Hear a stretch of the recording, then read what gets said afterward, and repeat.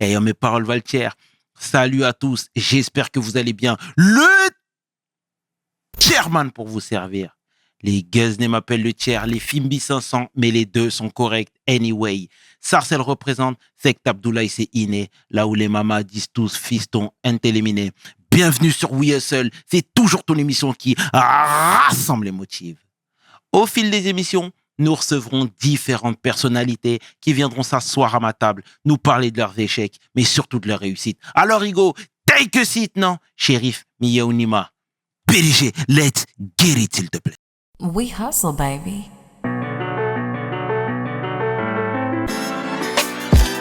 Le chairman. We hustle, baby. Le chairman. We hustle, baby. Le chairman. De retour sur We Hustle. Et aujourd'hui, je suis vraiment fier de recevoir mon homeboy, entrepreneur, homme de cœur, social activiste, un homme qui nous fait énormément de bien, un vrai représentant, l'homme que l'on nomme Alassane Konaté et qui est Salsa. Take a seat, Ego. Salsa. C'était magnifique. J'attendais que ça, moi, c'est bon. Je peux y aller, là. PDG, let's get it! C'est la marque de fabrique, mon frère. En tout cas, merci de m'avoir invité. Merci à toi. Merci beaucoup de m'avoir invité. Merci à toi d'avoir accepté l'invite, Salsa. Comme je te l'ai dit, on aime énormément ce que tu fais. On aime le personnage, on aime le parcours, on aime ce que tu véhicules, frère. Et toutes ces choses nous ont poussé à t'appeler. C'est vraiment Et bien. pour tout ça, frère, je te dis merci, mon frère. Merci à toi, merci à nous. Et que Dieu fasse que ça dure le plus longtemps possible, avec le plus de monde possible. Amin, mon frère. Dis-moi, Salsa, est-ce que tu peux te présenter, s'il te plaît, pour celles et ceux qui ne te connaissent pas? Donc moi, origine sénégalais, je viens du Havre, Havrais. J'ai grandi au Havre, dans une famille de 7 enfants. Je suis l'aîné des garçons. J'ai une sœur qui est plus grande que moi d'1 an. Et voilà quoi.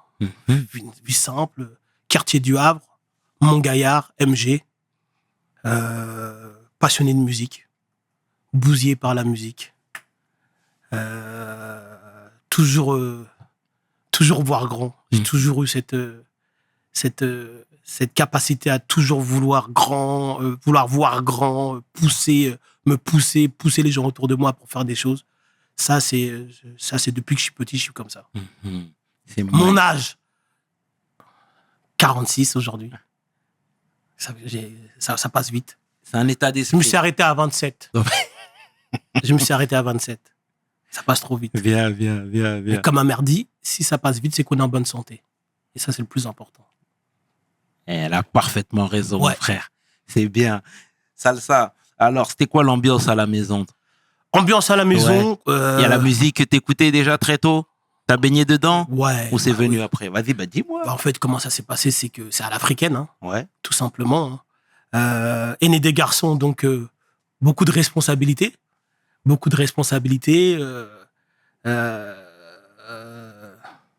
j'ai de très très bons souvenirs de mon enfance. Même si c'était dans des conditions sociales qui étaient précaires, mais on n'a jamais manqué de rien. Mon père, 35 ans à Renault-Sandouville. Renault-Sandouville, c'est un peu tous les Africains du Havre et de la région. On fait les voitures, on construit les voitures, tout ce qui est Renault, etc. Mon père disait à chaque fois, avant qu'il y ait la chaîne, il disait, avant c'était nous les machines. Et si je dois parler de mon enfance, ouais, hein, tout se passe bien. Bagarreur, un peu bagarreur, mais rien de grave. Un peu bagarreur, mais rien de grave, mais passionné par le sport, passionné par la musique. Au sens propre ou au sens figuré? Bagarreur. Les deux. Les deux. Mais quand j'ai grandi, je me suis un peu calmé, mais lorsque j'étais petit, j'étais beaucoup dans la bagarre. Tu vois. Comme j'étais l'aîné de la famille, puis c'était encore une période où il n'y avait pas beaucoup de communautés africaines, vraiment. En l'espace de 10 ans après, il y a eu une grosse communauté africaine, donc ça fait que Ça fait que... Et puis, comme j'ai des frères en dessous, donc t'as moins besoin de te battre. Mais en gros, je vais pas... C'était pas le plus gros des bagarreurs, mais j'aimais bien me battre. J'aimais bien prouver. D'accord, frérot. Et parce que tu sais, moi, Le Havre, c'est un peu abstrait pour moi. J'ai jamais mis les pieds là-bas. C'était quoi? C'était une cité où tu as grandi, MG? Montgaillard, c'est une cité où j'ai grandi, clairement. Oh, ok. Il y a plusieurs cités au Havre, il y a plein de cités. La plus grande cité, c'est Cocrioville. Il y a d'autres cités, Marouge, Montgaillard, Quartier de l'Eure, Bléville, Bois de Bléville, Les Neiges. Beaucoup de cités. C'est exactement comme les cités parisiennes. Hein. Mhm. Pour ceux qui croient qu'il n'y avait pas de cité, les gens pensaient qu'il n'y avait pas de cité au Havre, mais en gros, lorsqu'ils venaient, je me rappelle, j'avais des cousins du 7-8 qui venaient, lorsqu'ils venaient au Havre, ils se rendaient compte que c'était comme chez eux, sauf qu'il y avait la mer, en fait.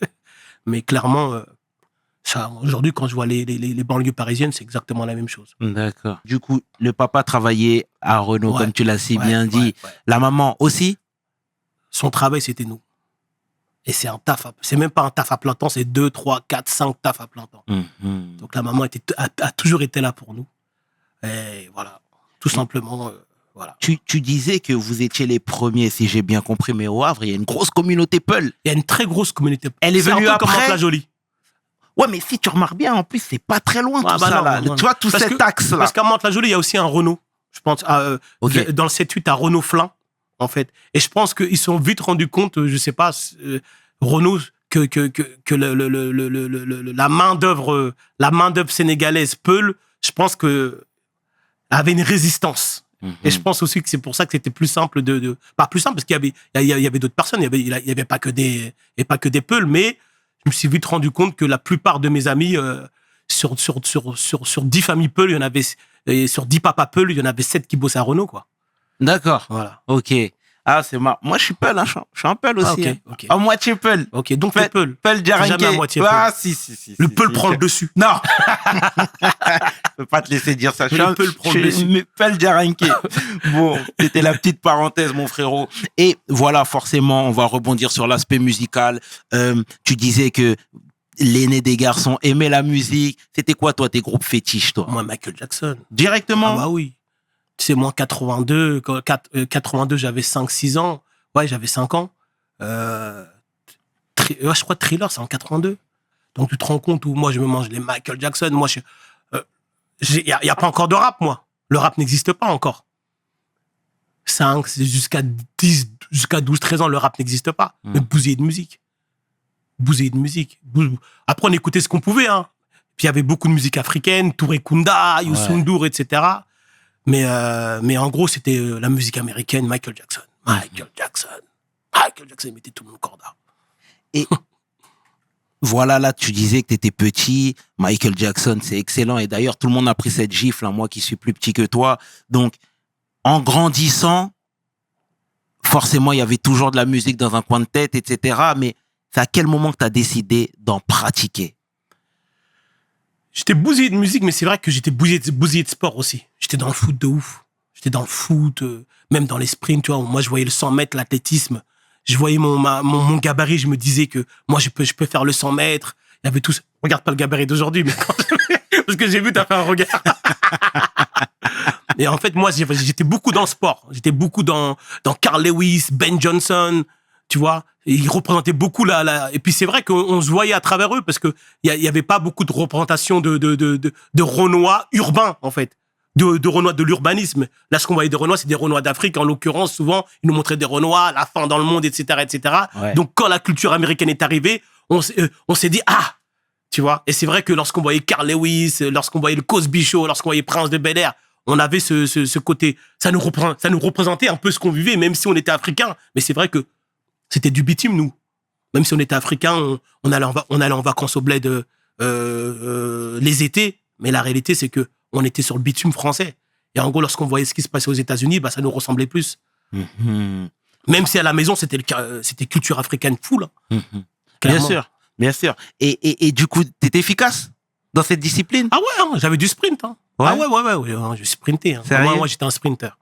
Oui, je me rappelle, c'était bien. Mm-hmm. C'était bien. Et pourquoi t'as pas poursuivi dans cette voie? J'ai pas poursuivi dans cette voie parce que après il y a eu le foot qui est arrivé et c'était les deux. Il y avait pas encore beaucoup de de communauté noire. Il n'y avait pas encore beaucoup de noirs dans le foot. Je me rappelle. J'étais l'un des premiers à jouer au foot. Mais après, c'est vrai que moi, je suis une génération qui fait partie des plus anciennes au Havre. Après, je sais qu'il y a d'autres, il y a d'autres frérots qui sont un peu plus vieux que moi. Mais aujourd'hui, les jeunes qui sont nés en France de la communauté noire, aujourd'hui, on doit avoir la cinquantaine, en fait, aujourd'hui. Tu vois. La communauté Mandjak, je sais que j'ai des grands frères Mandjak, aujourd'hui, qui ont la cinquantaine, 51. Et moi, je faisais partie aussi des plus grands de la communauté Peul. Tu vois. Après, en l'espace de 10 ans, il y a eu beaucoup plus de monde, mais c'est vrai que on était quand même en avant-garde sur plein de choses, en fait. Tu vois. Et tu jouais dans le club de la ville? J'ai joué dans le club de mon quartier, de qui ton s'appelle quartier. Montgaillard. D'accord. Parce que j'étais pas assez fort. le J'étais pas assez fort pour jouer dans le club de la ville.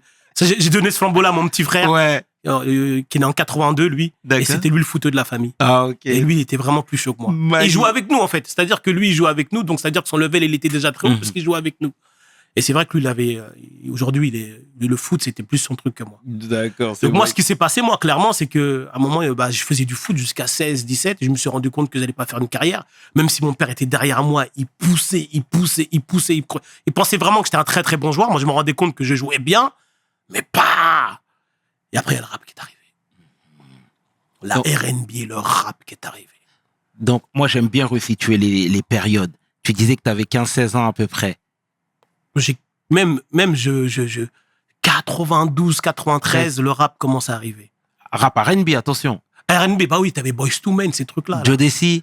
Joe Desi, tout ce qui est New Jack, tu vois, tout ce qui est New Jack, nous, on était dedans de ouf, Ouais. tu vois. Mais je me rappelle, Boyz II Men, c'est un truc de ouf. Hein. Tu vois, après, t'avais tous les groupes, t'avais Shai, Joe Desi, tous les groupes de R&B lover. Tu vois, moi, j'étais plus dans le R&B au début. T'étais dans ça. J'étais pas trop dans le rap dur, tu vois. J'étais pas dans le rap dur. Moi, j'aimais beaucoup la mélo. École Michael Jackson. Ouais. Je cherchais la mélo. Je cherchais à être rassuré dans la musique. Refrain, couplet, ah bam bam bam.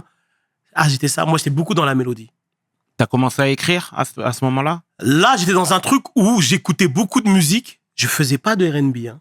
J'en écoutais. Je me suis jamais mis à chanter en me disant oui, non. Et après, le rap est arrivé. Moi, celui qui m'a fait faire du rap, c'est MC Solar. D'accord. Voilà.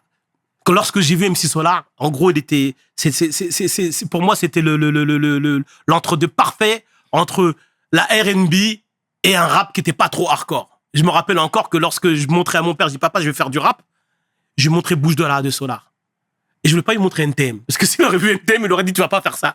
Donc je lui montrais, j'aime bien lui Solar, j'aime bien, tu vois, parce que les textes, enfin, je dis pas qu'NTM, mais NTM, c'était beaucoup plus virulent.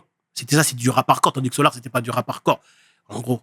Et c'est vrai que je suis entré dans le rap avec Solar. D'accord. 94, 93. Mais tu sais, généralement, et c'est bien que tu nous dises, pardon, que ton père t'a soutenu dès le départ, hein, parce que pour lui, c'est abstrait. Il voit son fiston qui lui dit qu'il veut s'exercer dans cette discipline-là. Ça veut rien dire. Mais, tu vois. Mais c'est très important ce que tu dis là. Parce que imagine nos darons qui viennent du bled, qui lâchent tout du bled, qui arrivent en France et qui font un transfuse de classe. Clairement, ils arrivent en France. Ça reste des pauvres, mais par rapport au bled, ça devient des riches. Mais ils connaissent rien de la France. Rien des codes de la France. Rien du tout. Et mon père a toujours su s'adapter. Culturellement, on a toujours gagné notre culture, mais il a toujours eu cette ouverture d'esprit. Il l'a toujours eu, mon père. Et ça, je me rends compte, comme je suis papa aujourd'hui, je me rends compte d'ouf que mon père a dit, ah ouais, il était en avant-garde. Hein. Il était en avant-garde. Et pour plein de choses que je vais t'expliquer au fur et à mesure, mon père, il a toujours été là.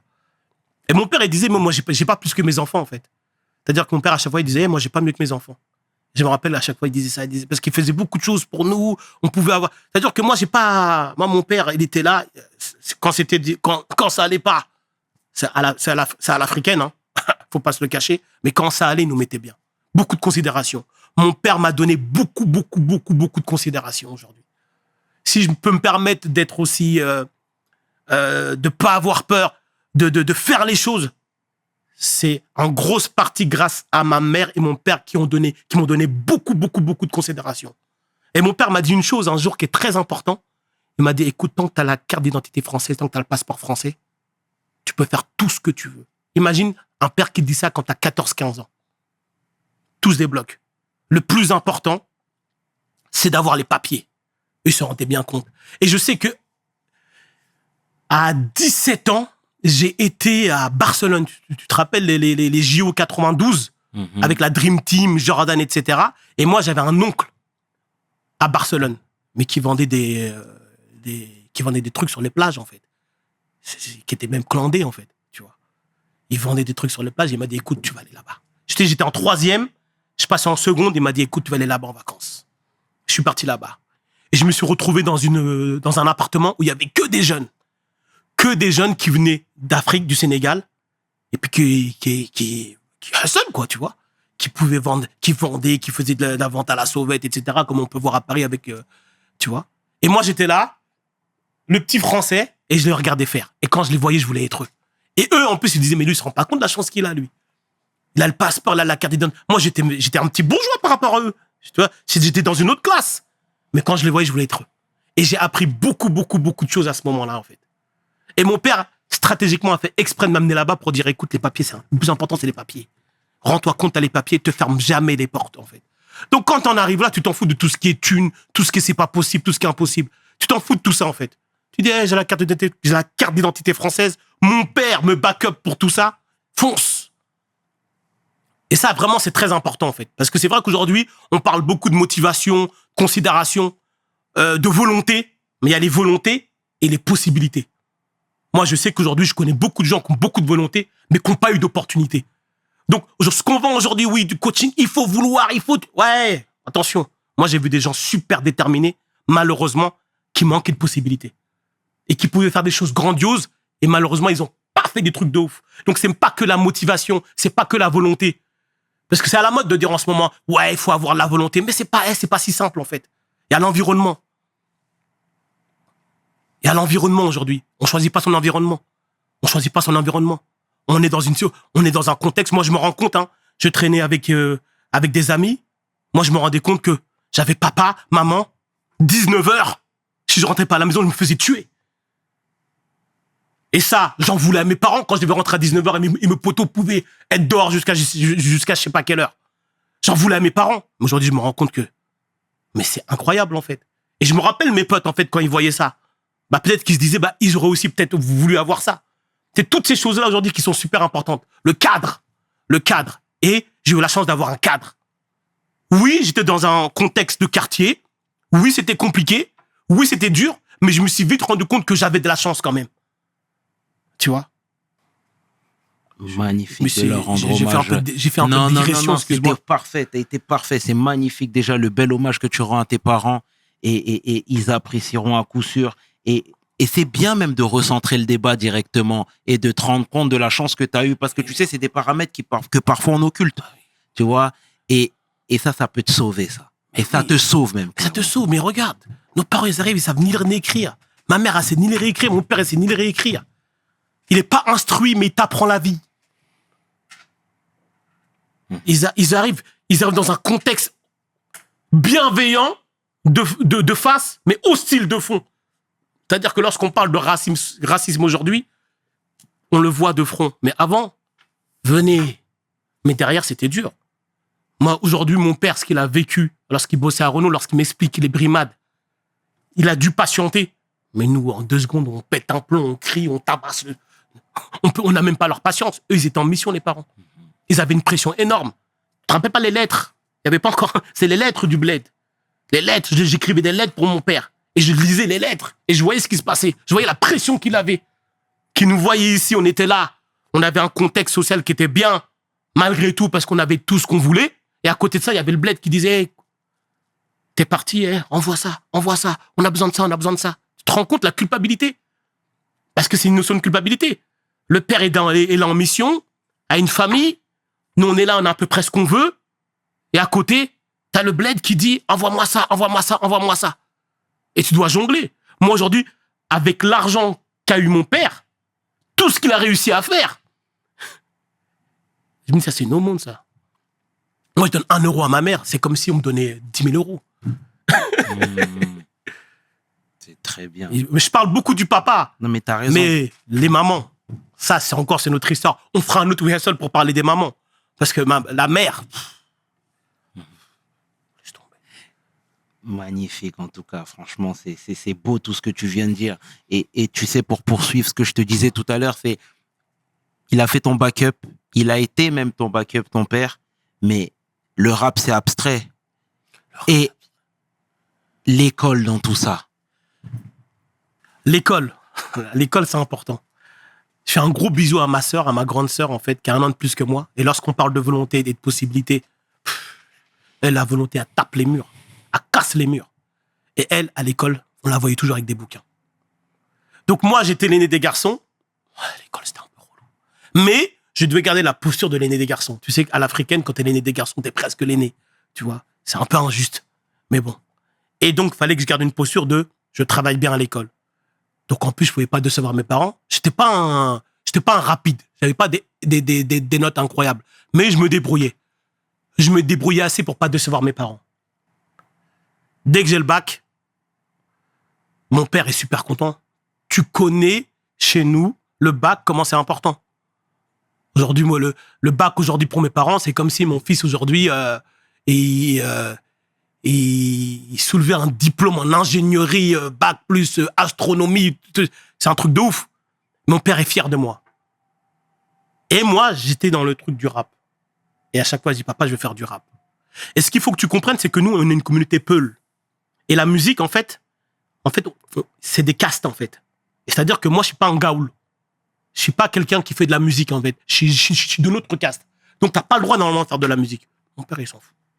Il me dit, écoute-moi, transaction. Si t'as ton bac, tu fais ce que tu veux. Donc, moi, j'ai focusé mon bac juste pour pouvoir faire de la musique. Faire du rap. Et finalement, j'ai mon bac qui me dit, OK, vas-y, tu peux faire ton rap. Quand même, parallèlement, je m'inscris à la fac. Surtout pour les bourses. Toujours au Havre? Toujours au Havre. Ça, je te parle de Havre. Toujours pour les bourses, je m'inscris à la fac. Je m'en foutais. Je prenais ma bourse, je crois que c'était 2000 francs, 2800 francs par mois. C'est énorme, 2800 francs par mois. Tu te rends même pas compte. Tu vois. Donc, ça fait qu'avec les bourses, je commence à investir dans la musique. Je commence à... Là, on parle pas encore de la musique parce qu'il y a tellement de choses. Mais je commence à me faire... je commence à avoir mes potes de musique. Je commence à rencontrer... je crois que c'est en 96 que je rencontre mon équipe d'In Records. Mhm. En fait, on n'était pas encore d'In Records, mais on se rencontre en 95. Et Wu-Tang, je me rappelle, c'était la période de Wu-Tang, cette période-là. Et de fil en aiguille, on commence à se structurer. On se rend vite compte qu'on est au Havre. C'est-à-dire que les freestyles qu'on fait, le rap qu'on fait, on peut faire ce qu'on veut, et on n'est pas à côté des maisons de disques. Donc, il va falloir qu'on fasse les choses nous-mêmes. On a beaucoup parlé d'In Records, indépendance, modèle, etc. Mais c'est parce qu'on a fait ça en dépit, en fait. C'est-à-dire qu'on voulait juste faire de la musique et on se rendait compte qu'on était trop loin de Paris. Et puis surtout, tu sais, c'était pas la musique de maintenant. Il n'y avait pas de marché, il n'y avait rien. Oui, on était des passionnés. On était des passionnés de musique. Il n'était même pas question d'argent. L'argent qu'il fallait, c'était juste pour pouvoir vivre de la musique et pour dire je suis connu. J'ai fait un freestyle de fou. Regarde le freestyle de Danidan, regarde ce freestyle-là, C'était ça, nous. On voulait péter les dents sur les freestyles. Tu vois. Et on décide de se structurer. Et là, en gros, je rencontre une personne qui s'appelle Sedami Anani. Je le cite parce qu'il est très important pour moi. En fait, lui, c'est un Renois, mais qui n'est pas dans la culture quartier. Tu vois. Lui, il habitait en campagne. Il est un peu plus vieux que nous. Donc, éducation qui n'est pas la même, qui est un peu plus son père militaire, c'était un peu plus rigide et puis c'était pas du tout la même, tu vois. Et lui commence à me donner des possibilités. Et moi, j'étais le anti-système. Hein. Mais non, on va jamais les avoir. C'est des racistes. Tu vois, alors moi, j'étais dans ça. Hein, à 16, 17. Mais non, il me dit, mais tu peux faire une association, tu peux faire des emplois, tu peux faire ci, tu peux faire ça. Il est fou, lui. Et on est des Noirs. Jamais vous nous donnez. En plus, on fait du rap. Pourquoi ils nous donneront? Mais non. Et lui, en gros, il a rendu possible ces choses-là. Donc, on s'est structuré. Il nous a structurés. Il nous a aidés à nous structurer. Il a canalisé l'énergie. Il a canalisé tu vois. Donc, on avance, on crée notre structure. C'est pas encore d'In Records. Hein. L'association Nécessité. On avance. 96, 97. 97, on sort une première cassette. Mais c'était une cassette avec plein d'artistes du Havre. 98, on sort le projet du groupe Nécessité, parce que j'ai rappé dans un groupe qui s'appelait Nécessité. Mon groupe, c'était Nécessité. On était 3 personnes. Proof, qui est encore avec moi, le fameux Proof aujourd'hui, qui est l'architecte sonore de tout Dine Records. Proof, c'est l'artiste, le plus gros artiste de Dine Records, c'est Proof. Et puis j'en ai des beaux, hein. J'en avais des beaux, hein. J'en ai encore des beaux. Hein. Mais le plus gros artiste de Dine Records, c'est Proof. Compositeur de ouf. Écriture de ouf. Mélo de ouf. Capacité à mixer, capacité à tenir des 2 nuits. Non, c'est incroyable. Et on avait ce groupe Nécessité. Et moi, je me suis vite rendu compte, je commençais à me rendre compte quand même, avec les petits qui traînaient avec mon frère Moody, notamment, il y avait Medine, même Proof encore, il traînait encore avec eux, je l'ai pris avec moi, mais il était encore avec eux. Je me rendais compte que je kiffais la musique, j'avais mon énergie, mais techniquement, c'est pas moi qui avais le plus de facilité. Tu vois un peu ça? Bien sûr. Tu vois? Et je me rendais compte que lorsque je parle un peu, j'arrive à galvaniser. Et lorsque je suis en face de quelqu'un, lorsque je parle à cette personne-là, j'arrive à plus galvaniser que dans mon rap. Oh, je vois les types, ils sont super chauds. Donc, de fil en aiguille, je continue à rapper parce que je kiffe le rap. Moi, je voulais devant la scène, moi. Donc, on arrive à faire un bon chemin avec le groupe Nécessité. En 2000, on gagne le Printemps de Bourges, national. En 2001, on sort un album. Donc, ça se passe très bien. Et à un moment, je me rends compte qu'il y a plein de potentiel autour de moi. Et je me rends compte, en 2003, je me dis, bon, je vais arrêter de rapper. Les petits sont trop chauds. Et moi, je sais très bien que ce que je suis en train de faire là, le management, je kiffe ça, en fait. Donc, ça fait que je vais à fond dans ça. Voilà. Comme je l'ai expliqué dans une interview, hein, c'est pas du sacrifice. Hein. C'est pas du tout du sacrifice. En gros, c'est du bon sens. C'est du bon sens. Mais déjà, c'est magnifique. On adore ce genre d'histoire, Salsa. Mais moi, je dirais plutôt que c'est de la lucidité. Ouais, la lucidité. Tu vois? Et honnêtement, hein, c'est même une preuve de maturité parce que c'est ta passion première, le rap. Ah oui. Tu vois? Et le fait de dire, je vais reculer un petit peu. Ou step down, ou step side, je sais pas. Mais... Ou step back. Ou step back, exactement. Ouais. Je vais reculer un petit peu pour faire de la place à ceux qui ont le potentiel de me devancer. Moi, je trouve que c'est ingénieux. Ouais. Et l'avenir t'a donné raison, mais on a tout le temps ici. Ouais. On va y venir, mon frère. Moi, j'ai découvert la petite écurie à peu près en 2003. À peu près. 2003. Parce que... Tu découvres avec quoi? Avec Boucher Double. Le morceau qu'ils ont fait avec les psychiatres. Ah ouais. Je crois qu'on est en 2003 à peu près. Et à l'époque, il y avait une chaîne qui s'appelait Zik. Zik. Tu te souviens ou pas? Zik Game Changer pour nous, Zik. Ah ouais. Hey. Il y avait Zik et il y avait le morceau qui tournait tout le temps. Tout le temps. Ouais. Et à l'époque, Tiers-Monde, il s'appelait Pad. Exactement. Tu vois ce que je veux dire? Ouais. Et il était là avec les Sopras déjà. Avec Brave. Avec Brave. Oui. Ibra, et carrément qui est devenu Brave. Voilà. C'est le frère de Proof. Il y avait... Ok. Ouais. Merci pour la petite précision. Et il y avait les psychiatres. Nous, les psychiatres, déjà, c'était un nom qu'on connaissait bien, forcément. Et le morceau, il nous, en tout cas, moi, je vais parler pour moi, hein, il m'avait bien pare-choqué, mais dans le bon sens du terme. Moi, déjà, je veux savoir comment vous vous êtes connectés. Parce que c'était les débuts d'Internet. Les gens ne se rencontraient pas forcément comme ça. Vous venez du Nord. Ils viennent du Sud. On veut tout savoir. La connexion avec eux, c'est que mon petit frère qui rappait à l'époque, qui rappait avec Medine, M2O, M20, Moody, et qui rappait avec Medine entre autres, mais on avait un collectif qui s'appelait La Boussole. On avait sorti un projet en 99 qui s'appelle On fait comme on a dit. Et on sort un projet, on sort des CD, on les vend dans notre ville, dans notre quartier, aux alentours, tout se passe bien. Et le CD arrive, et Moody et Pad, et Tiers-Monde, décident, tu te rappelles le premier, enfin, t'es un peu jeune, mais le 31 décembre 2000, le 31 décembre 99, les trains étaient gratuits. Donc, Pad et Moody décident d'aller dans le sud pour mettre des affiches, pour coller des affiches. On voulait juste quitter le quartier, hein. Puis ils disent, bon, on a des affiches de La Boussole, on va les mettre.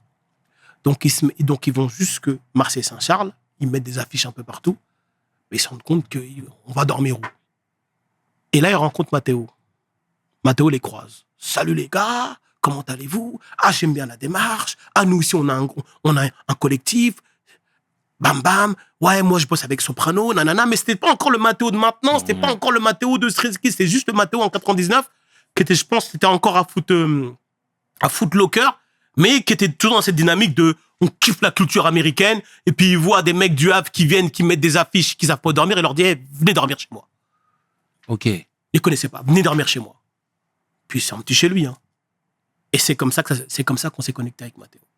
Après, de fil en aiguille, bam bam, on sait qu'Alonso, Soprano connaissaient déjà on avait kiffé le projet La Boussole, ils aimaient beaucoup, nanana. Mais c'était pas encore ni l'Alonso, ni le Soprano de maintenant, mais c'était déjà Psychiatre de la Rime quand même. Tu vois, il y avait quand même un petit bruit autour de Psychiatre de la Rime. Nous, on s'en rappelle, on les avait vus en 97, à un concert à Mantes-la-Jolie. C'était incroyable ce qu'ils faisaient. Tu vois. Et ça se passe comme ça, et on connecte avec eux comme ça. Mhm. Et c'est magnifique ce genre d'anecdote. Et du coup, juste après ce morceau qui a plutôt pas mal fonctionné, Boucher Double, Psychiatre de la Rime, vous avez senti qu'il y avait une petite émulation? Bah en fait, on sent pas l'émulation. On peut pas la sentir. Il y a pas Internet, il y a rien. Ouais, mais il y a pas Internet, mais sans manquer de respect aux autres groupes du Havre, on n'en voyait pas beaucoup. Ah oui. En matière de local, depuis nécessité, clairement, oui. On sent que régionalement, localement, on est le groupe qui met la patate, en fait. Attention, respect, il y avait beaucoup de groupes. Il y avait des groupes très, très chauds. Pour ça il y avait des rappeurs, ils étaient très, très, très chauds. Mais c'est vrai que nous, on avait déjà cette maturité-là de l'organisation. Mais plus que même le talent, on avait cette maturité-là d'organisation, de dire, tac, tac, tac, on a un plan. Et tu as raison déjà de bien préciser ça, parce qu'on veut offenser personne. Il y avait des gros groupes, hein. Il y avait des rappeurs et c'était trop chaud. Tu peux citer des noms, du coup? Bah, moi, je me rappelle Masla CI, tu vois, Tiloui, super chaud de Masla CI. Il y avait qui encore? Il y avait l'équipe de la BAF Mafia avec qui on était. Et ensuite, après, on a fait chacun les choses de notre côté. Kenny Dog. Il y avait qui encore? Et Razia, qui était aussi avec nous. Très, très gros rappeur. Il y avait aussi New Star Posse du BDB. Il y avait qui encore? Il faut pas que j'oublie des groupes, mais il y avait des groupes. Ah non. Non, c'était une vraie concu. Il y avait l'Épidémie avec Oumar, avec qui après on a bossé beaucoup plus tard. L'Épidémie, c'était grave chaud aussi. Il y avait qui encore comme groupe? Il y avait Kokri au ville, j'oublie Kokri, j'oublie l'équipe au complet. L'équipe au complet, super chaud. Disons, il y avait mon cousin, Baidi, et puis il y avait Salif aussi et son frère, je me rappelle plus du nom du groupe. Ils étaient super chauds. Non, attention. Au Havre, il y avait le conflit, super chaud. Au Havre, en matière de texte, en matière de kickage, comme on vient du Havre, en plus, c'est très froid, tu vois. C'était très Mobb Deep, nous, c'était très mélancolique.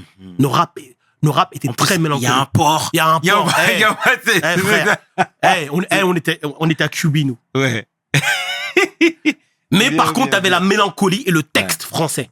C'est-à-dire qu'au Havre, on avait toujours l'impression que la plume au Havre, les artistes du Havre au niveau de la plume, c'était un truc de ouf.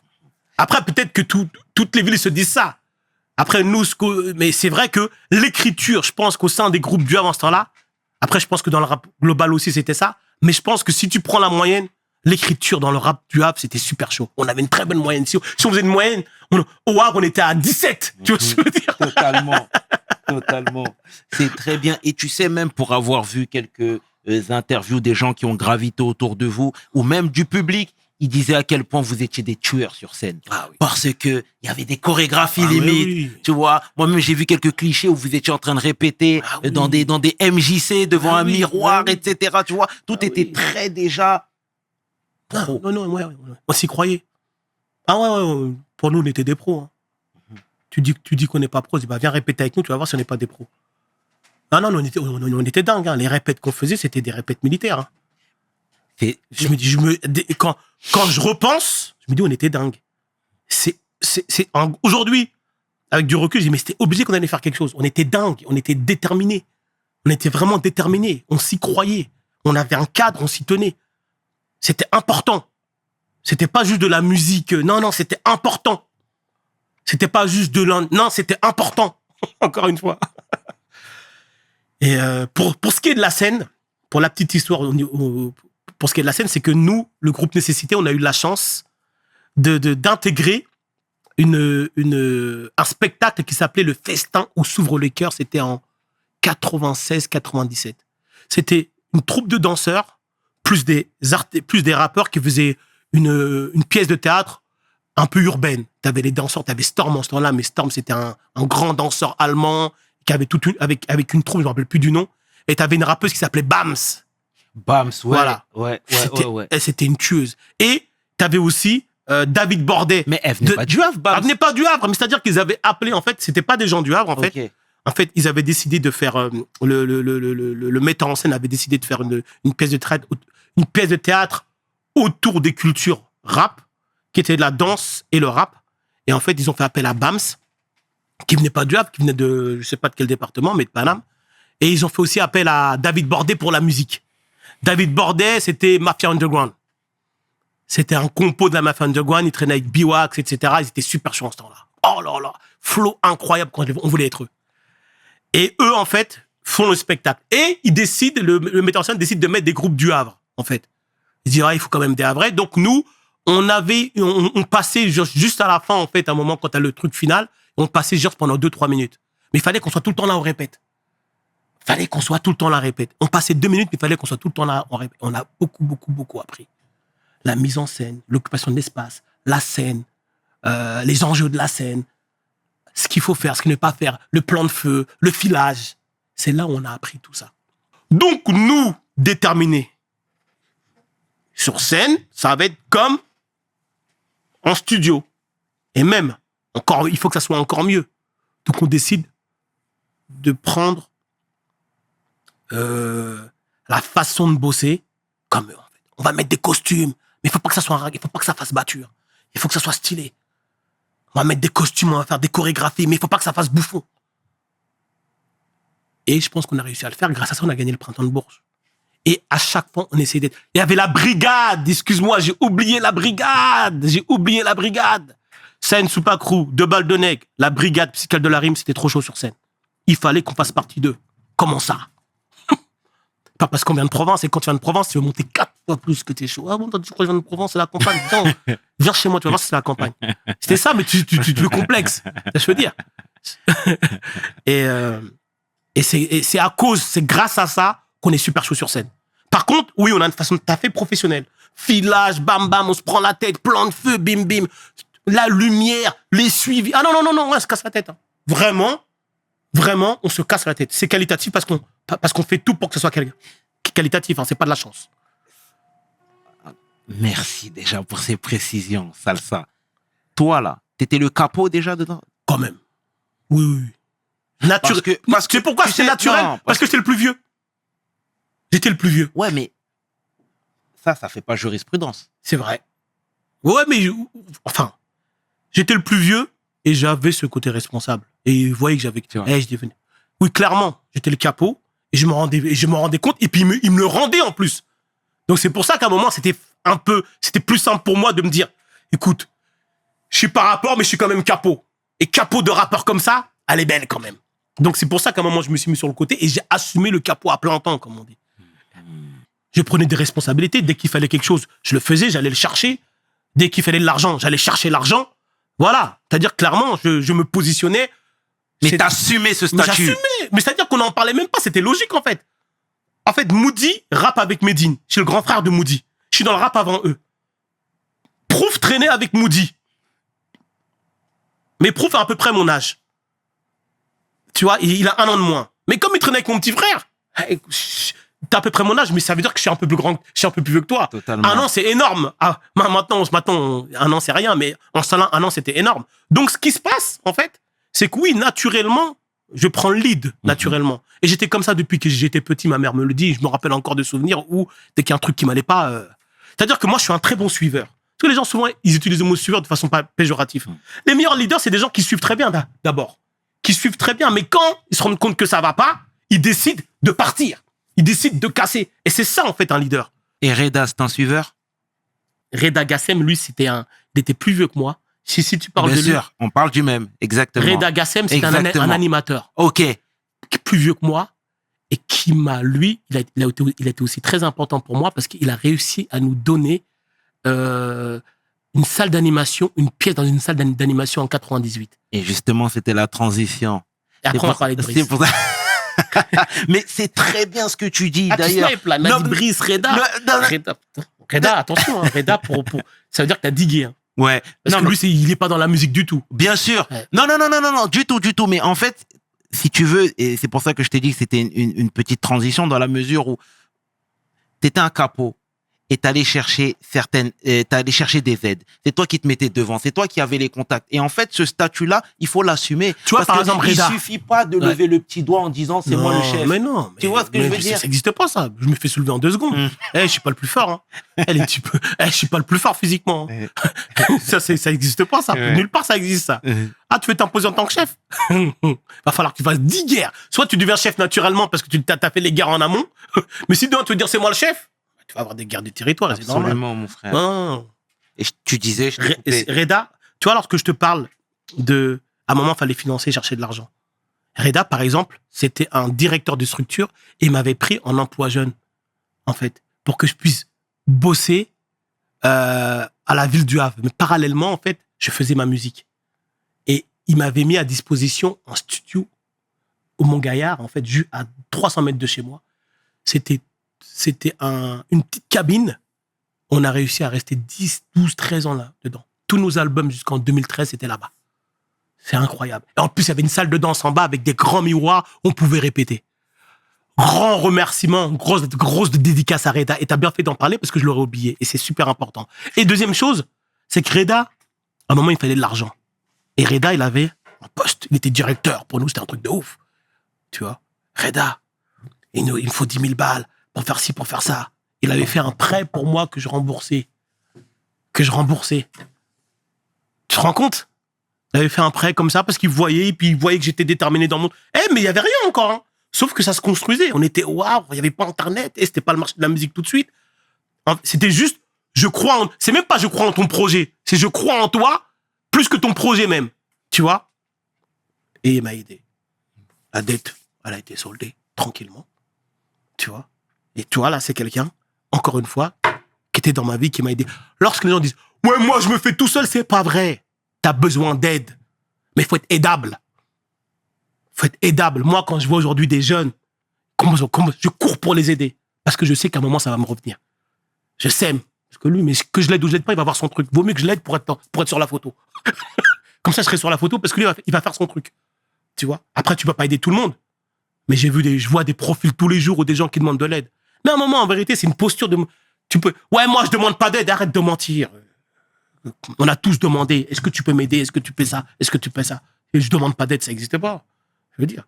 Oui, fais, mais demande de l'aide. Et si on refuse, avance. C'est ça qui est important. C'est magnifique ce que tu dis. Et dis-toi bien, on est au Havre. Hein. On est en province. C'est-à-dire que quand les frérots de Paname arrivent, on les envie un peu quand même. Ils ont toujours un temps d'avance quand même. Heureusement que on a la carte familiale de bus, de train, moins 75%, puis on peut aller à Paname acheter des vinyles. On peut aller au puce. On paye 10 francs pour aller jusqu'à Paname. C'est ça qui nous sauve un peu. Non, mais Paname... Ideal G, ça arrivait déjà. Moi, je voyais Kiri, Ideal Junior et tout, etc. Ça arrivait déjà. C'est un truc de ouf. Waouh, on va être comme ça. Et ta détermination à payer, hein, tout simplement. Tu vois, une détermination, oui, mais je sais que j'avais des facilités, notamment familiales, et d'avoir rencontré les bonnes personnes. Tu vois, des gens qui m'ont fait confiance. Tu vois. Volonté, opportunité, possibilité. Toujours la même chose, c'est super important. C'est bien juste tout ça, salsa. Et tu vois, moi, encore une fois, quand j'ai découvert la petite bande en 2003, moi j'étais bien plus jeune, hein, j'avais à peine 14 ans, tu vois, mais les souvenirs sont intacts. Et et voilà, et vous exposiez fièrement le fait d'être musulman. Ouais. Tu vois ce que je veux dire? On voyait même les dégaines. MG, Mont-Gaillard, Muslim Group, label Dean Record. Mais vous êtes des dingues! T'as vu le cadre qu'on a quand tu vois qu'on est super carré? C'est ça, en fait. On se rend compte que les valeurs qu'on a communes, c'est l'islam. Après, les gens mettent ce qu'ils veulent derrière l'islam. Aujourd'hui, quand tu dis islam, ça fait Europe, mais c'était pas du tout ça avant. En 2000, c'était pas ça du tout. On se donne un cadre légitime pour dire, ok, c'est normal qu'il y ait un chef, c'est normal qu'on est organisé, c'est normal que ça. Et même, on était encore dans le rap conscient. Lorsqu'on rappait, on disait des choses. Donc, s'appeler Dîner Records, c'était pas une dinguerie. Si aujourd'hui, tu appelles Dîner Records et tu dis des trucs d'eux, aujourd'hui, c'était pas une dinguerie, c'était notre quotidien. Et ça nous a cadrés. Si on s'était pas appelé Dîner Records, on n'aurait pas été aussi carré. On n'aurait pas été aussi soudés. C'était de la vraie fraternité. Il y avait du blanc, il y avait du rebeu, il y avait du renois, il y avait de tout chez nous. On a avancé comme ça. Est-ce qu'il y a des portes qui forcément étaient fermées? Ils disaient, on est au Havre. Ouais. C'était déjà fermé. Franchement, Et on a vu que les portes qu'on a... Nous, on a vu que les portes qu'on a ouvertes. On tapait dans les murs, on se rendait compte que c'était une porte. Mais est-ce qu'il y avait des portes fermées? Bah, s'il y a une porte fermée, on va en faire un trou. Mais, ouais, on nous fermait des portes. Oui, tu viens de province, t'es enclavé. Oui, t'es un peu enclavé, c'est vrai. On est passionnés, on est soudés, on voit qu'on avance. On est structuré, on kiffe. Ce qu'on écrit, on se rend compte que ça sert, que c'est utile. Tout va bien. On est backupé par mes parents. Quand je dis back, mon père, il me dit, vas-y, fais ton rap tant que. Fais ton rap. Tant que, fais ton rap. Et tu sais, tu connais bien, l'avis tranché par rapport à la musique et la religion, tu vois. Ouais. Vous qui avez une démarche très pieuse, très religieuse, et que vous mettiez en front line, Ouais. je suppose qu'il y a eu constamment des débats. Oui, il y avait des débats constamment. Constamment. Mais nous, on avait choisi la vie du licite, tout simplement. Mhm. Donc, c'est normal qu'il y ait des débats. Et puis ça, après, on a affronté les débats. Après, on n'était pas dans le même contexte. Hein. En 2000, 99, 2000, on n'était pas dans le même contexte, dans le même environnement religieux, etc. Donc, même les débats, il y en avait certes, mais pas tant que ça. Ok. Pas tant que ça. Pas tant que ça. Et justement, on était avant le 11 septembre. Ouais. Et ça a été aussi la bascule. Le 11 septembre, plus surtout, 11 septembre. Nous, on sort notre album en février et il y a le 11 septembre. Je me rappelle. On sort notre album de nécessité au mois de février qui s'appelait Ghetto Moudjahidine. Les guerriers de l'effort. On utilisait encore ces trucs les codes de la guerre Moudjahidine, mais c'était les guerriers de l'effort. On fait des efforts. On est là, on est structuré. C'est ça qu'on vendait, nous. On vendait pas on vendait de l'effort. Et tu vois, un Moudjahidine, on se mettait sur scène en Moudjahid et tout. C'était magnifique. Mais là, c'est vrai que à partir du 11 septembre 2001, on voit pas trop le changement. Pas trop. C'est aux États-Unis que c'est aux États-Unis. Nous, on se mange en 2002, 2003, 2004. Et 2004, il y a Médine qui arrive. Médine qui faisait partie de la boussole. Médine, à un moment entre... Je pense que le 11 septembre, il a beaucoup impacté Médine. Il a beaucoup. Il nous a tous impactés, mais il a beaucoup plus impacté Médine. Parce que Médine, il était en train de se chercher à ce moment-là. Et il arrive le 11 septembre 2004 avec son projet 11 septembre. Voilà. On va forcément parler du frère. Mais avant ça, moi, je voudrais que tu nous parles du modèle économique. On était en association. On était une asso. On faisait des concerts. On vendait des CD. Et tout l'argent, on rachetait du matos. On rachetait du matos pour être libre, pour avoir notre propre studio. Pour pouvoir enregistrer. Comme on avait réussi à avoir un lieu. Donc, à un moment, il fallait l'aménager. Il fallait du matos. Donc, tout l'argent était pour le matos. Moi, j'étais emploi jeune, donc je mettais de l'argent aussi de mon côté. Prof vendait des trucs, vendait des CD, vendait des CSAP et tout, etc. On faisait des concerts, on faisait des ateliers d'écriture, des ateliers musique assistée par ordinateur. Aujourd'hui, quand tu dis ça, ça fait vieux jeu, mais avant, c'était stylé de ouf. MAO. Maintenant, MAO, tu me dis même plus. Et tout ça, on faisait des ateliers un peu partout, en prison, dans les maisons de retraite, dans les écoles. Et on prenait de l'argent, des petites 300 balles, 400 balles, 500 balles. Tu vois, lorsqu'on faisait des concerts, on prenait des 1200 francs. Je veux dire, après, quand c'est en euros, on prenait des 500 euros. Et on mettait tout cet argent-là pour avoir du matos, pour être autonome, indépendant, pour faire notre musique. Le modèle était comme ça. En 2002, je décide de switcher en société. Pourquoi ? Parce qu'on se rend compte que le modèle associatif est limité et qu'on commence à générer quand même de l'argent avec les albums de nécessité, les albums de la boussole. Et que aussi, en fait, on a réussi à ouvrir un compte chez Auchan. C'est-à-dire qu'on pouvait vendre nos CD dans tous les Auchan de France. Et là, quand tu as une association, c'est... Et là, c'est-à-dire que tu vendais tes CD à la centrale, boum, c'était dispatché dans tous les Auchan de France. Et ce qui est bien dans les Auchan, c'est que souvent les Auchan étaient proches des quartiers. Les Fnac étaient souvent au centre-ville et les Auchan étaient proches des quartiers. Donc ça fait que lorsqu'on vendait nos CD dans les Auchan, ça vendait un peu. Tu vois ? Mais on était en autodistribution. Quand tu parles de Brice, par exemple, le Brice qui était manager de nécessité, tu vois, lui qui est parti en 2004, c'est lui-même qui appelait tous les magasins pour pouvoir placer nos CD et qu'envoyer. Il y a une autre personne qui l'a remplacé, qui s'appelle Hugues. Et lui, il a amené le truc beaucoup plus loin. À tel point qu'en 2003, on était vraiment une vraie autodistribution. Tableau Excel, bam, bam, bam, 5000 CD, 6000 CD de mise en place, que ce soit Auchan, dépôt-vente Fnac, parce que tu pouvais encore faire des dépôts-ventes en Fnac. Ça, c'était super important. Donc, c'était improbable d'avoir un compte ouvert Auchan pour du rap. C'était improbable. Surtout pour un groupe qui vend même pas 2000, 3000, 4000, 5000 CD. Tu vois, en plus, on arrivait où la crise du disque commençait à arriver. Elle a commencé réellement en 2002, et puis après... Et ça, c'était une opportunité de ouf encore. Et ce qui se passe, c'est que on se structure, toujours structuré. Pendant longtemps, artistiquement, c'était chaud, c'était bien, on était des très bons rappeurs, mais la maturité de l'entrepreneuriat, même si on faisait du test and learn, il y a des choses qui fonctionnaient pas, mais on voulait tellement être pro qu'on devenait pro, en fait. Tu vois ? Et c'est ça, en fait, que les gens voyaient Dean Records, voyaient SCD, et ils sont super carrés. Au-delà de c'est trop bien ce qu'ils font, ils sont super carrés. Même s'il y avait aussi c'est bien ce qu'ils font, mais le rap en ce temps-là, tout le monde kickait, c'était chaud. Bien sûr. En 2000, laisse tomber. La kickant, c'était le texte, la technique. En ce temps-là, c'était le mot d'ordre.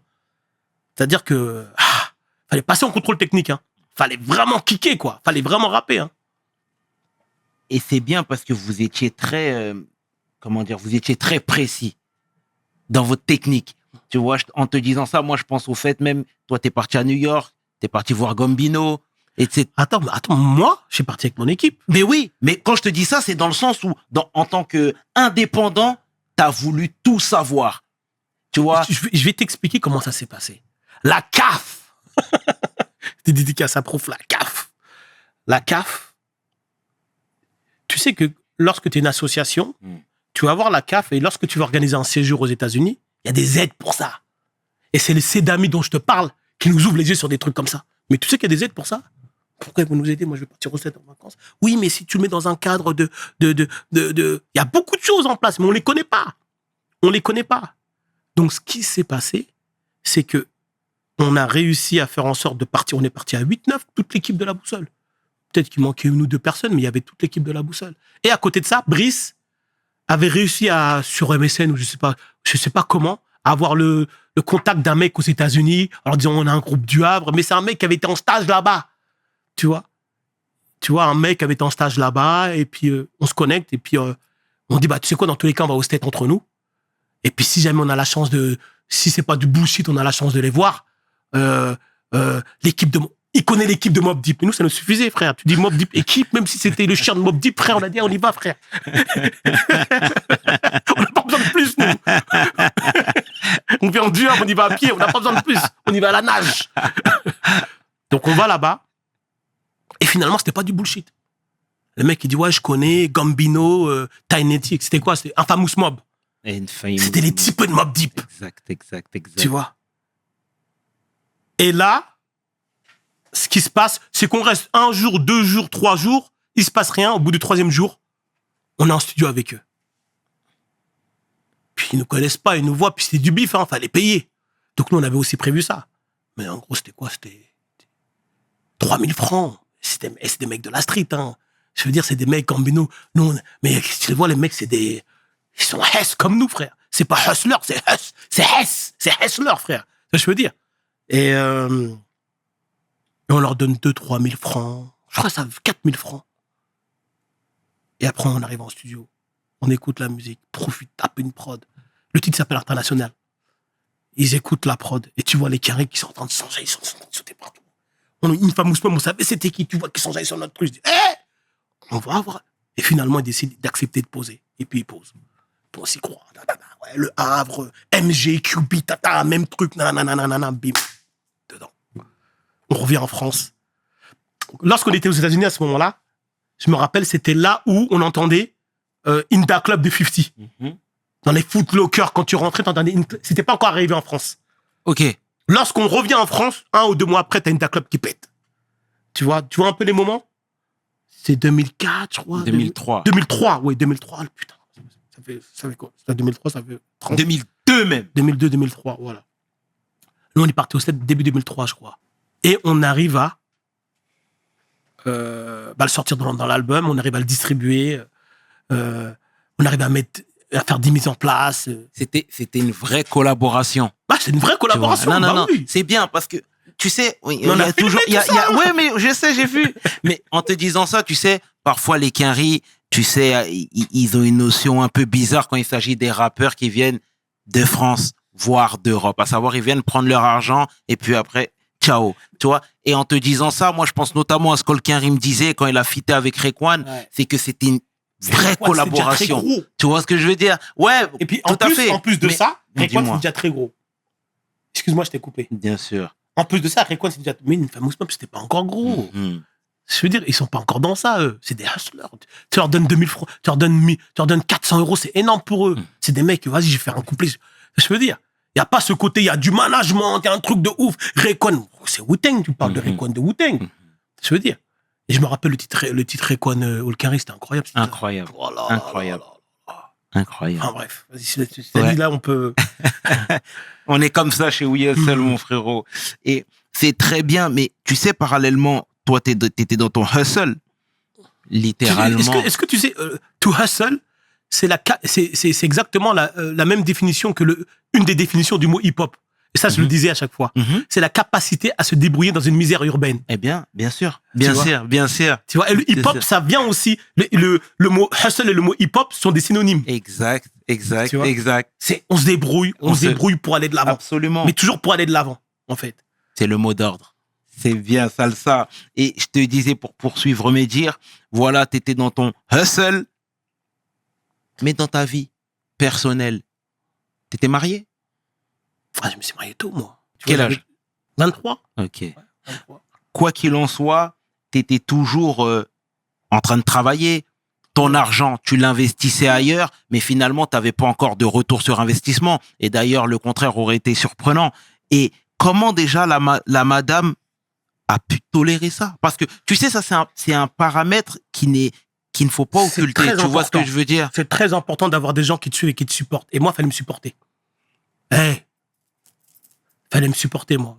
Tu vois, aujourd'hui, à 45 ans, à 46 ans, quand j'avais 20 ans, encore plus. Non, c'est parce que, elle me voyait que j'étais quelqu'un de très sérieux. Et que, en gros, j'essayais de faire ce que je disais, en fait. Et puis, on se connaissait depuis qu'on était jeunes, on se connaît. Elle m'a pas connu au moment de là, on s'est pas connu au moment de se marier. On s'est connu avant. Elle m'a toujours vu comme ça. Elle a accepté ça. Je suis pas du jour au lendemain, je faisais rien. Du jour au lendemain, non, j'ai toujours été comme ça. J'étais déjà un rappeur lorsqu'on s'est connus, etc. Et à un moment, elle s'est jamais mis en concurrence avec ça, avec ma passion. Soit c'est la musique, soit c'est... Non, jamais de la vie. Donc ça se passait bien. Elle me voyait m'épanouir et puis elle voyait que j'étais sérieux aussi. Que j'essayais d'être carré, en fait. T'emmenais des sous à la maison? Ouais, oui. J'emmenais des sous à la maison. Je faisais ce qu'il y a à faire. J'avais mon emploi jeune, j'amenais ce qu'il fallait, je donnais l'argent à mes parents. Et puis, oui, j'emmenais. Non, à ce niveau-là, tu sais, moi, je suis un responsable de famille, moi. Payer le loyer, pour moi, un loyer de retard, c'est un truc de ouf, en fait. Tu vois? Vraiment, attention, hein. J'ai déjà eu des dettes, j'ai déjà eu beaucoup de difficultés, j'ai déjà coulé, je me suis déjà mis dans des situations compliquées, mais j'avais toujours ce mot d'ordre de dire, j'essaie d'être carré, en fait. Tu vois? Non, il n'y avait pas ce... Mais attention, c'est réel ce que tu dis. Bien sûr. Si j'arrive à être stable, à faire en sorte de faire ce que j'ai à faire, etc., c'est parce que tu as des gens autour de toi, je veux dire, qu'on voit forcément pas, mais qui nous supportent. Et qui supportent pas que nous. Tout l'environnement du truc, tout le matrixage du rap, parce que c'est quelque chose, le matrixage du rap. Hein. Exactement. Et en te disant ça, moi, je sais qu'il y a certains producteurs qui ont divorcé. Ah oui. Ah oui, bah oui. Parce que leur vie de producteur n'était pas en adéquation et compatible avec leur vie à la maison. Oui. Tu vois ce que je veux dire? Oui. C'est la raison pour laquelle je voulais te lancer sur ça, frère. Ouais. Donc, et merci pour cette clarté et ces précisions, mon bro. Là, je vais accélérer un petit peu dans le temps et je vais te parler de Medine. Tu vois, tu sais, il y a Jermaine Dupri qui disait...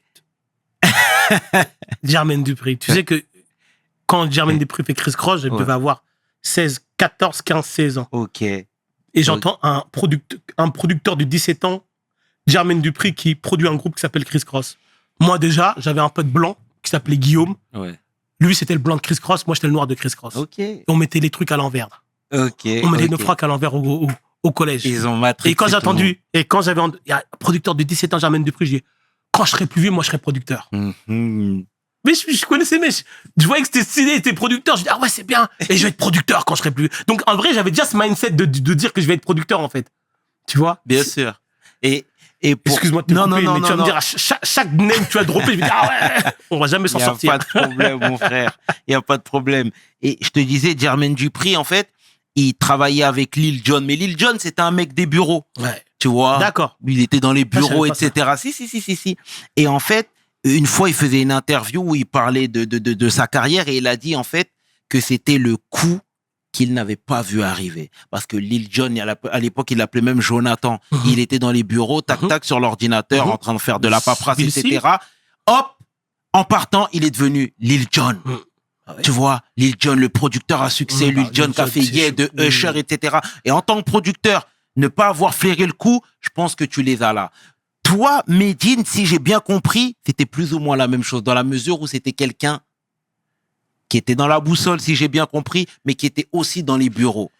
Dans les bureaux C'est faux? de Dean Records. De Dean Records. Mais en fait, ce qui se passe, c'est que on est tous des artistes avec plusieurs casquettes. Tiers-Monde, pas il s'occupait de la comptabilité. Ibra était graphiste, il s'occupait du graphisme. Eh, mais tu vas pas faire que de rapper, t'es fou, quoi, toi. Est-ce que ça rapporte du bif de rapper? Non. Donc, on fait plein de choses en même temps. Tu préfères que je paye un prestataire ou qu'on le fasse nous-mêmes? Et j'ai de la chance d'avoir des ultra créatifs autour de moi. Et Medine, en l'occurrence, c'était quoi? La communication.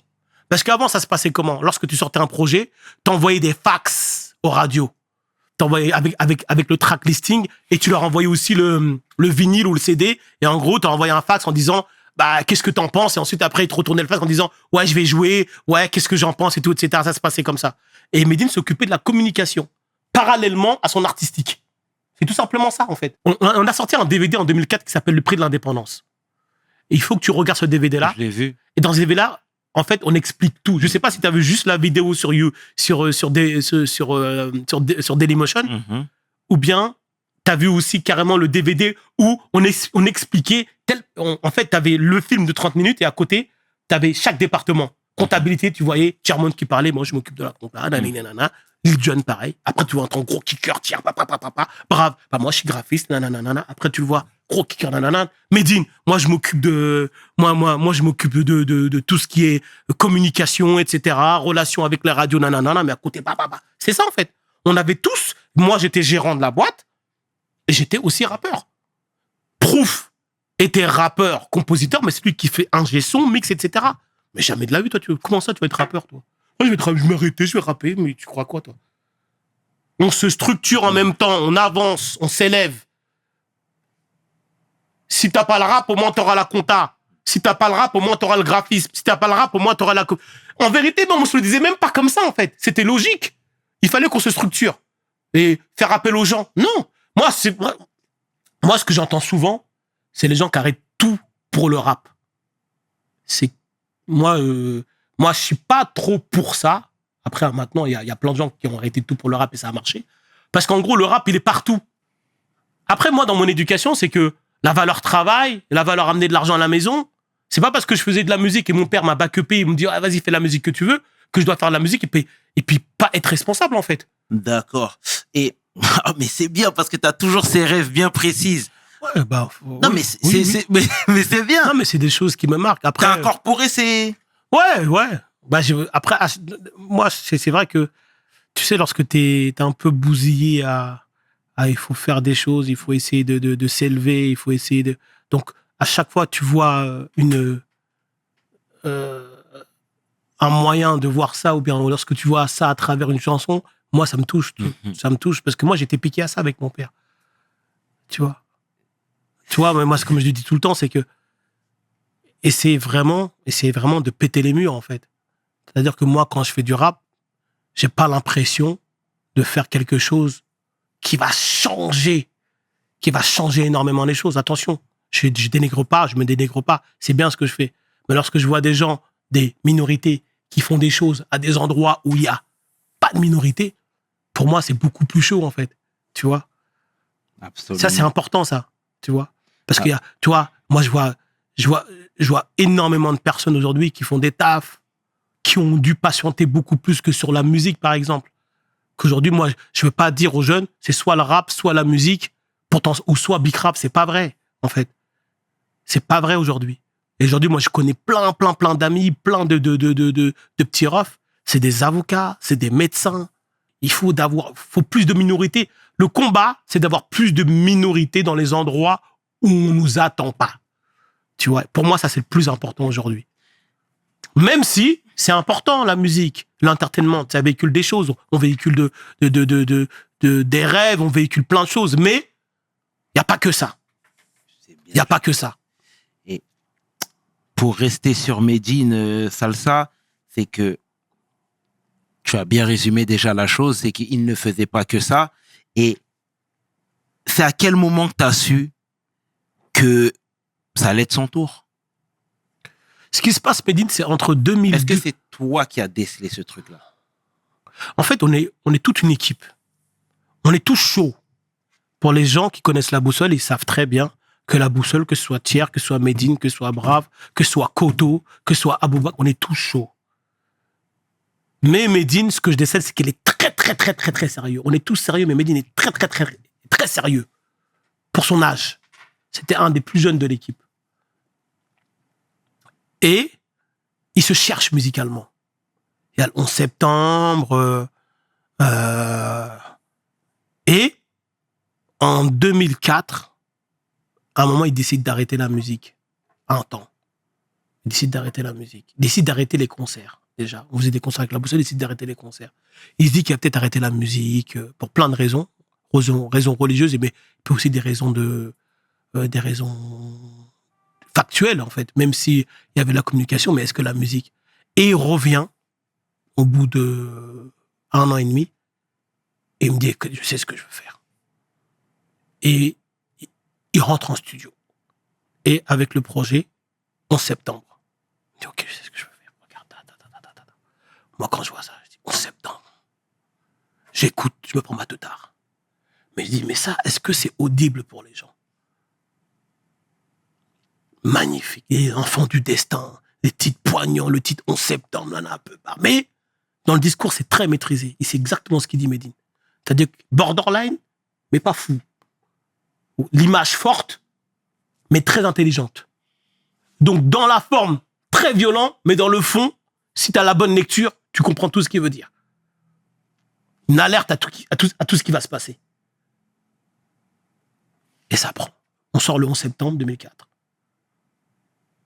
On sort le titre 11 septembre, on sort un livret, 11 lignes avec Wallen, Abdel Malik dedans, Christophe de Ponfély qui est décédé, paix à son âme. Il y a qui encore? Il y a plein de gens, plein de personnalités qui écrivent sur le 11 septembre. Des personnalités différentes, qui n'ont rien à voir avec soit l'islam, oui, qui sont certes musulmans, mais de tous bords en fait. Et puis aussi des non-musulmans. On sort le projet. Ça se passe bien. Il y a un petit cadre. Ça vend pas beaucoup, mais sa singularité, on voit tout de suite la singularité. Que t'aimes ou t'aimes pas, tu dois reconnaître que c'est singulier. Après ça, en mai 2004, il sort le projet Djihad. Le plus grand combat est contre soi-même. Tu vois, le gros djihad, mais en bas, le plus grand combat. On n'est pas dingue quand même. On peut paraître fou, mais on n'est pas dingue quand même. Et ce projet-là, il repasse un step. Il y a un titre dedans qui s'appelle Petit Cheval, en fait, où c'est Enfant du destin, Petit Cheval, où il explique l'histoire d'un Indien d'Amérique qui meurt à la fin, en fait. Et en gros, ça, c'est une marque de fabrique Made in dans ces 11 septembre où il y a des titres où tu parles d'enfants qui vivent des situations historiques dramatiques et qui meurent à la fin. Il y en avait déjà dans 11 septembre. Il y en a dans l'album Djihad. Et ça commence à monter au fur et à mesure. Mais on arrive en pleine crise du marché du disque, en fait. C'est-à-dire qu'il commence à avoir un succès d'estime. Internet, ça commence à bien arriver, tu vois.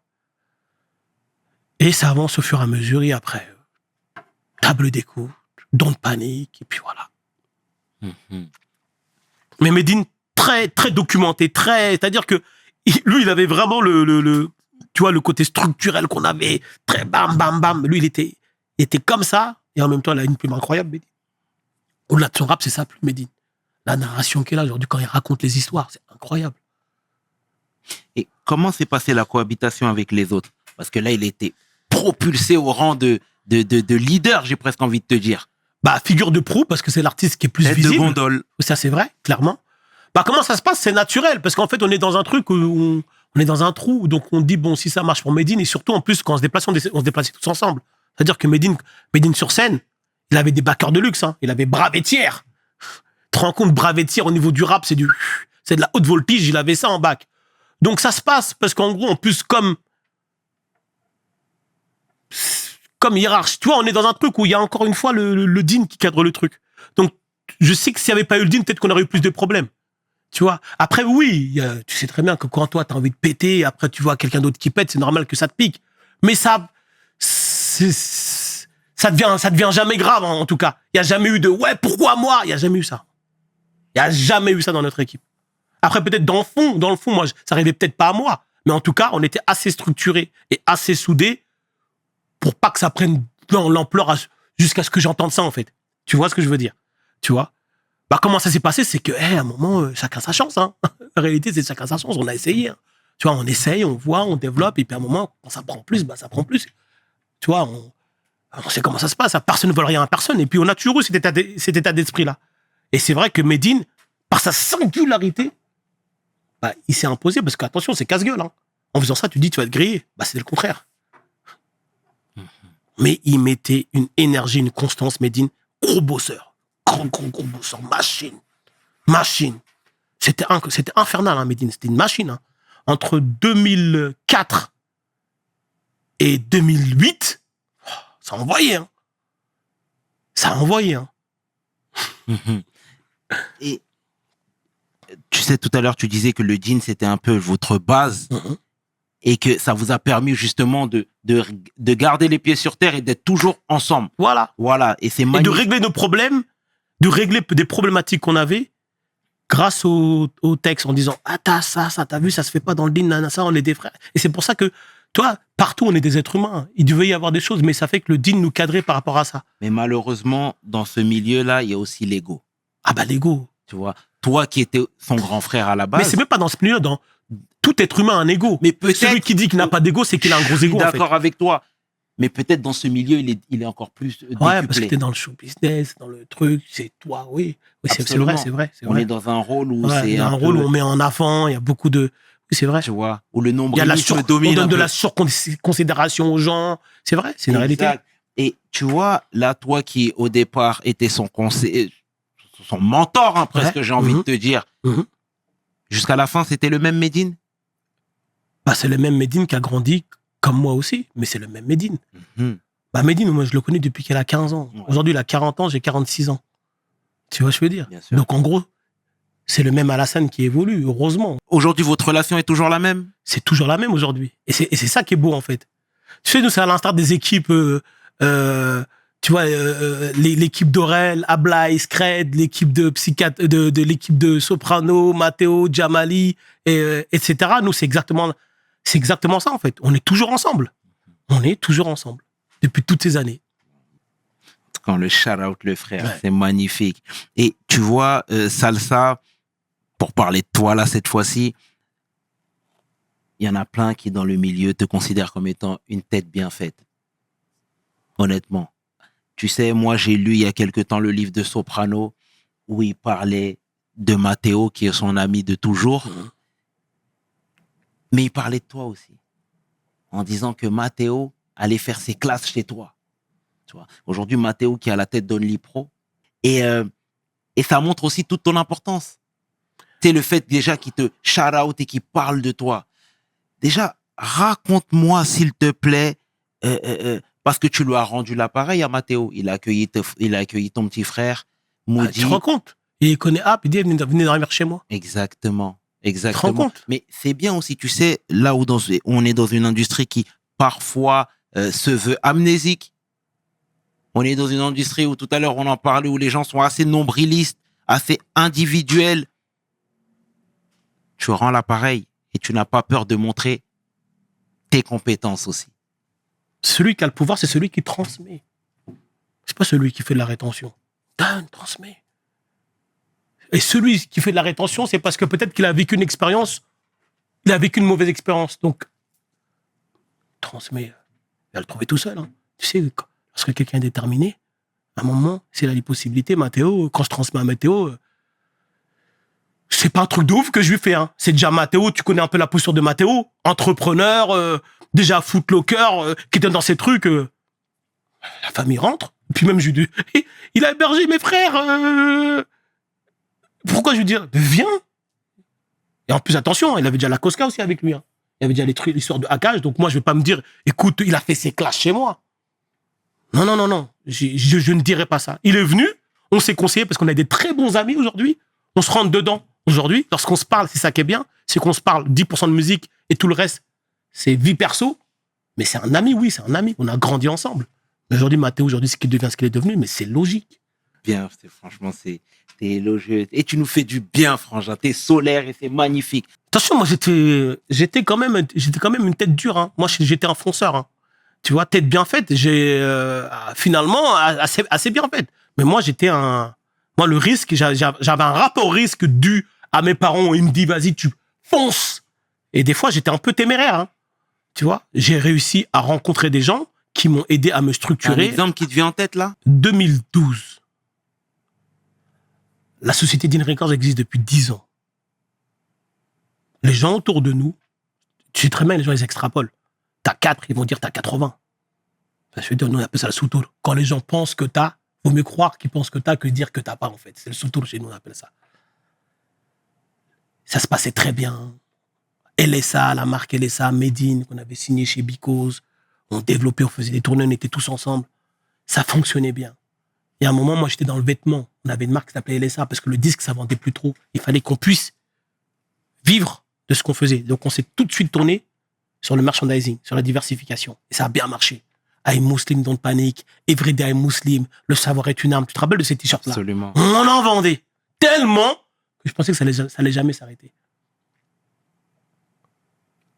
Je refuse même une licence, à un moment. Un frère qui vient voir, qui dit, écoute, Alassane, tu devrais prendre une licence qui va t'aider, qui va fabriquer pour toi et qui va réussir à distribuer en 10 fois plus que toi.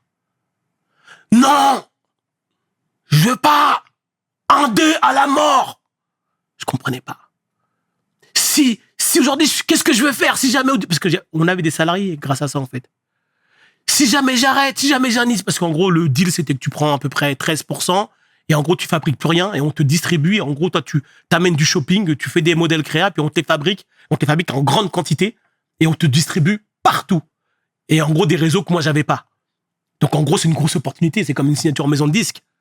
Moi, je fabriquais moi-même mes t-shirts, je commençais à avoir des grosses quantités, j'avais les stocks, t'avais du stock toxique, tu vois, t'avais des trucs, ça partait pas, l'argent, il était dans les stocks, c'était compliqué, parce qu'en gros, quand t'as des stocks, il faut les stocker, il faut des commerciaux pour les vendre, et puis quand t'as certains modèles qui fonctionnent pas, bah, il faut les revendre, il faut les brader, donc attention, le vêtement, c'est un truc, hein. En plus, nous, on arrivait à des quantités, on se prenait pour une marque de vêtements, alors qu'à la base, moi, mon cœur de métier, c'est la musique. Mais comme la musique, c'était un peu chaud, donc on s'est dit, on va diversifier. On avait des logos super accrocheurs. Le savoir est une arme, I'm Muslim, don't panic, plein de Everyday I'm Muslim, on avait repris Everyday I'm Hustling, on avait dit I'm Hustling. Et puis Medine, c'est la figure du pro de ça. Ça vendait. Et à un moment, je pensais que ça allait jamais s'arrêter. J'ai fait les mauvais calculs. Et j'ai calculé par l'ego. Et c'était le moment de passer à autre chose, de voir plus grand. J'ai resté indépendant, c'est moi qui avais le cut final surtout. Sauf que j'avais un distributeur qui mettait de l'argent, qui fabriquait pour moi. Des quantités que j'aurais jamais pu fabriquer. Des modèles et des silhouettes que j'aurais pas pu faire. Des vestes, des jeans, pour amener le truc beaucoup plus loin. Et j'ai eu peur, j'ai dit non. 1 an après, je me suis pété les dents, j'ai coulé. Ma boîte a coulé. Parce qu'en gros, à un moment, j'ai dit non. J'ai fait par moi-même. Je me suis rendu compte qu'il fallait énormément de fonds de roulement, énormément d'argent. J'ai pris des risques. J'ai une première livraison qui n'est pas arrivée à temps. Donc je me suis dit, on va se refaire sur la deuxième livraison. La deuxième livraison, elle n'est pas arrivée à temps. 300 000 € de marchandises. Port du Havre. Qu'attendait que je prenne. Et je devais payer ça. Donc je m'arrange avec le fournisseur. Je te prends que 150 000 € de marchandises. Tous les magasins Koto, le rappeur, qui était aussi commercial LSA, qui vendait les vêtements LSA dans toute la France, voient ces bons de commande s'annuler au fur et à mesure. On arrive au 1er décembre. Je crois que tu avais Uncut, tu avais Watibé, tu avais la marque de la fouine, je ne me rappelle plus comment ça s'appelle. Street Swag, qui avait déjà livré depuis longtemps. Et une boutique qui fait LSA à un moment. Il a un corner pour LSA, mais quand il ne livre pas, il faut qu'il mette quelque chose à vendre. Donc ça fait qu'il dit, écoute, on t'aime, mais 1er décembre, Noël s'est déjà passé, j'avais commandé une grosse quantité, donc j'annule, avec tout l'amour que j'ai pour vous. Donc j'essaie de rattraper le vente sur mon site internet comme ça faisait 5 ans. Donc j'essaie de faire un bradé pour essayer de récupérer l'argent pour payer mon fournisseur. Mais moi, à côté de payer mon fournisseur, j'ai des coûts fixes, j'ai des salariés. Il faut les payer. Donc je trouve des solutions, des micmacs pour pouvoir renflouer ma boîte. Je fais des prêts, je fais des découvertes autorisées, on me prête de l'argent. J'arrive pas. Et à un moment, j'arrive pas. Je coule la boîte. 2002, 2012, je coule la boîte. Je pouvais pas. Parce que le fournisseur m'a livré trop tard. Là, je redeviens en galère. J'ai pas d'interdiction de gérance parce que c'est pas une faute avérée du tout. J'ai interdit bancaire, par contre. Donc, pendant 5 ans, profil bas. Comme on est des hustlers, et comme on est soudés, quand tu construis quelque chose de solide, c'est dur de le détruire. De façade, tu le détruis, mais j'ai des amis. Je commence à avoir une connaissance du business. Donc, ça fait que je me restructure, je me régénère au fur et à mesure. Jusqu'en 2017, où je redeviens solvable et j'y retourne. Mais là, à ce moment-là, en 2008, 2009, 2010, 2011, quand tout le monde croit, ouais, ça va, c'est un truc de ouf. Oui, de l'extérieur, ça va. Mais à l'intérieur, dans la gestion, c'est incroyablement relou parce que les gens, quand tu vends des t-shirts, ils te payent à 60 jours plus tard, comment tu fais?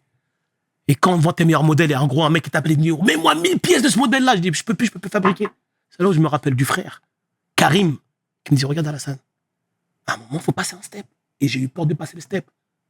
Ouais, mes équipes, comment on va faire nous si jamais on n'a pas ça, alors qu'on aurait fait autre chose? On serait recentré encore plus sur la musique. On aurait fait d'autres choses. Pourquoi? Parce qu'on a toujours fait d'autres choses. Et là, j'ai eu peur. Erreur de gestion et peur. Et j'ai beaucoup appris. Tête bien faite. Je pense qu'une tête bien faite n'entreprendra pas trop. Faut être un peu zinzin pour entreprendre. Un tout petit peu zinzin avec le goût du risque. Sinon, à un moment, t'as une tête bien faite, tu fais pas, en fait. Je me suis mis dans des situations compliquées. Et c'est là où je me suis rendu compte que j'avais une vraie équipe. Je me suis rendu compte qu'on était soudés et qu'on a reconstruit ça. On a eu la chance, Medine, son album, son contrat chez Because se terminer. Donc, on est parti chez Believe. Et là, on a eu un contrat chez Believe qui a fait en sorte, en 2015, on est reparti. Ça nous a aidés parce qu'on redevenait indépendant avec Medine. Parce qu'entre 2007 et 2010, Medine était signé chez Because. Donc on était encore, on était co-éditeur, on avait la production exécutive, on avait la tournée avec Rémi. Rémi, grosse dédicace au frère Rémi. Rémi Cordion aujourd'hui qui a une boîte avec Eric qui s'appelle Nouvea. Ça cartonne pour lui. Et lui, en gros, il est là aussi depuis le début. Mais en gros, j'étais plus producteur. J'étais manager, j'avais le publishing, on avait la tournée avec Rémi, et puis on avait le merchandising. Mais j'avais plus le cut final avec Medine. Donc, ça fait qu'on sort du contrat, on fait ce qu'il y a à faire, on sort l'album Arabian Panther, on sort un autre album. Malheureusement, il n'y a pas les succès escomptés commercial pour Believe. Et nous, on se rend compte qu'on est quand même assez... c'est Made in, c'est quand même du Made in. Tu vois, on se rend compte que la radio, ça devient compliqué. On a essayé, on a fait des tentatives, on se rend compte qu'il faut qu'on retourne en indé. Et ça tombe pile poil au moment de Believe, pile poil au moment du streaming qui commence à arriver. Et on arrive à faire un contrat. Et là, on repart en indé. Mais là, c'est plus facile parce qu'il y a du marché maintenant. Et c'est reparti. C'est reparti, c'est reparti, c'est reparti. Merci, Salsa. Je t'en prie. C'est beau et c'est surtout très juste ce que tu dis depuis tout à l'heure, mon frère. Et tu sais, toi qui as fait toutes tes armes en indépendant, là, ces dernières années, on a vu Salsa chez Warner. Comment s'est passé le transfert? Parce que tu sais, pour avoir regardé encore une fois ton DVD, tu disais, et dès le départ même, hein, tu n'avais pas fermé la porte au Major. Mais tu ne voulais pas rentrer par la petite porte. Moi, j'arrive je t'explique, on signe chez Believe, on redevient indépendant, on sort des albums avec Medine, ça commence à reprendre, on sort l'album Prosélite, on sort le titre Grand Paris, il y a une émulsion qui se refait autour de Medine. Medine revient, pourquoi? Parce qu'on est indépendant. On fait aussi un gros camion, on fait un tour avec les gros camions, là, les combien de tonnes, là, les 12 tonnes, je sais pas quoi. On fait 50, et Rémi Corduan, pareil. On s'en parle sur un tournage de clip avec l'équipe. Et Rémi, je vais le voir, je dis Rémi, il faut qu'on fasse une tournée. Il n'y a pas que moi qui dis ça, il y a aussi des autres membres de l'équipe. Rémi, il dit, ça va être parce que c'est Rémi qui va le faire, donc c'est facile. Ça va être impossible. Je dis Rémi, tu sais quoi, on va faire autrement. Rémi, j'ai piqué. Il arrive à mettre en place un été. On fait le tour de France dans un camion, on met 50 personnes dans un camion et on tourne. Ça nous a servi à remobiliser la base fan et on fait 50 dates. Bam, bam, bam, bam, bam. Et des dates marseillaises, par exemple, on fait 2-3 tours de camion. À Paris, on fait 3 tours de camion. Quand je dis 3 tours, c'est 3 concerts d'affilée. Ça nous aide beaucoup. On vend du merchandising aussi. Ça nous a beaucoup aidé. Ça nous a remobilisé dans l'indépendance, dans le pouvoir qu'on a. On a le code final, on a le volant. Et aujourd'hui, on se rend compte qu'on a des compétences et des connaissances grâce à l'indépendance qu'on peut valoriser et qui se voit pourquoi il y a un marché aujourd'hui. Et ce qui se passe, c'est que si j'en reviens à aujourd'hui, moi, je rentre chez Warner en 1er décembre 2021. Ce qui se passe, c'est qu'en 2018, je décide de faire le move à Paris. De dire, écoute, je vais venir beaucoup plus sur Paris parce que je me rends compte que tous mes amis... J'étais basé sur le Havre. J'étais encore basé sur le Havre jusqu'en 2018. Je suis encore basé sur le Havre, je fais des allers-retours le Havre-Paris. Mais en gros, je me dis, écoute, je vais m'installer quand même à Paris parce que lorsque tu fais des allers-retours, c'est pas pareil que quand tu es focus. Donc la semaine, je suis à Paris, le week-end, je suis au Havre. Et j'arrive en 2018 en disant, il faut qu'on arrive à Paris, il faut qu'on ait notre stade. On ne peut pas se permettre de rester au Havre. Les équipes nous respectent, les anciens nous respectent. Mais ils viennent nous voir lorsqu'ils sont en concert au Havre ou lorsqu'ils font une boîte de nuit au Havre et puis ils essaient de passer nous au Havre le samedi soir ou le dimanche matin. Mais c'est pas comme ça où tu crées des relations. Mais on se rend compte qu'on a une bonne réputation, les gens nous respectent. Mais on n'est pas au centre. Et je décide de faire le move d'aller sur Paris. Mes enfants sont un peu plus grands, je peux me permettre et je vais sur Paris et je reviens le week-end. Mais je me rends compte que si je ne vais pas sur Paris, je ne vais pas récolter tout ce qu'on a semé et on peut devenir aigri. On ne va pas récolter. Sinon, ça va pourrir. Ça va pourrir, les gens vont prendre. Ça va même pas pourrir. Les gens vont prendre. Et je décide d'arriver sur Paris en 2018. Et je dis à Proof, faut qu'on aille sur Paris. À une autre personne qui est un peu plus jeune que nous, que tu connais peut-être moins, qui s'appelle Mickaël, on l'appelle Dissé. Et que lui, en fait, il a 10 ans de moins que nous, mais il vient de chez nous. Hein. Il vient dans notre quartier. Il vient du quartier du Mont-Gaillard, sauf qu'il était un peu plus jeune. Et lui, en gros, il commence à bosser avec nous à partir de 2012-2013. Et en gros, on décide de venir à Paris. On va ouvrir un studio. Bête et méchant. On ouvre un studio, on va venir. On vend du service, on sait tout faire. De la prod à conseil en management, le mix, la réal, ta top line, ton conseil, tout ce que tu veux, on sait faire. Et les gens, on se rend compte qu'on a quand même une assez bonne réputation. Et là, on dit, si on va pas à Paris, on va pas récolter. Ça se passe bien sur Made in Médine, ça reprend bien. Mais je me dis, il faut qu'on aille encore plus loin. Donc, je décide de venir à Paris avec Dissé et Proof. Et on fait le studio Grand Paris. Grand Paris Studio. On le fait dans Paris. Comme on vient du Havre, nous, on va être dans Paris, nous. On ne va pas être en banlieue. Les Parisiens, ils vont être en banlieue, mais quand tu viens du Havre, tu vas être au centre de Paris. Ça, c'est l'ego du provincial. Et on ouvre un studio. Et ça marche bien. Ça marche bien, parce qu'on se rend compte que les gens nous aiment, on se rend compte qu'on sait bosser, on se rend compte qu'on sait rassurer, on sait accompagner, on sait transmettre, on essaie d'être carré, donc on est carré. Et en 2019, le boss de Warner, en fait, je rencontre le boss de Warner qui couvrait en fait, Warner n'avait pas de label de distribution, en fait. Ils ont différents labels, Rec 118, Parlophone, Electra, mais qui font tout type de contrats. Distribution, licence, artiste, coprod. Mais Warner n'a pas encore un label de distribution only. Alors que les autres majors ont déjà ça. Et en plus, il y a Believe. Donc Warner décide de dire, on va s'y mettre. Et il cherche une personne. Et en gros, moi, le boss, qui n'était pas encore boss à ce moment-là, qui est devenu boss un mois après, dit, écoute, on cherche une personne qui pourrait gérer la distrib, etc., etc. Au départ, c'était pas chaud. J'ai pas envie d'y aller, caca. J'ai des amis qui me connaissent, disent, mais vas-y. Et si c'est pas bon, bah, tu démissionnes. Mais en vrai, j'avais envie d'y aller, en vrai. Mais j'avais peur. Parce qu'on jugeait moi. On jugeait pas mes artistes. Si ça m'a dit, c'était Alassane. C'était pas l'artiste à Alassane. Bah, Alassane, tu bats, l'ancien, tu bats, hein. Donc, j'avais peur.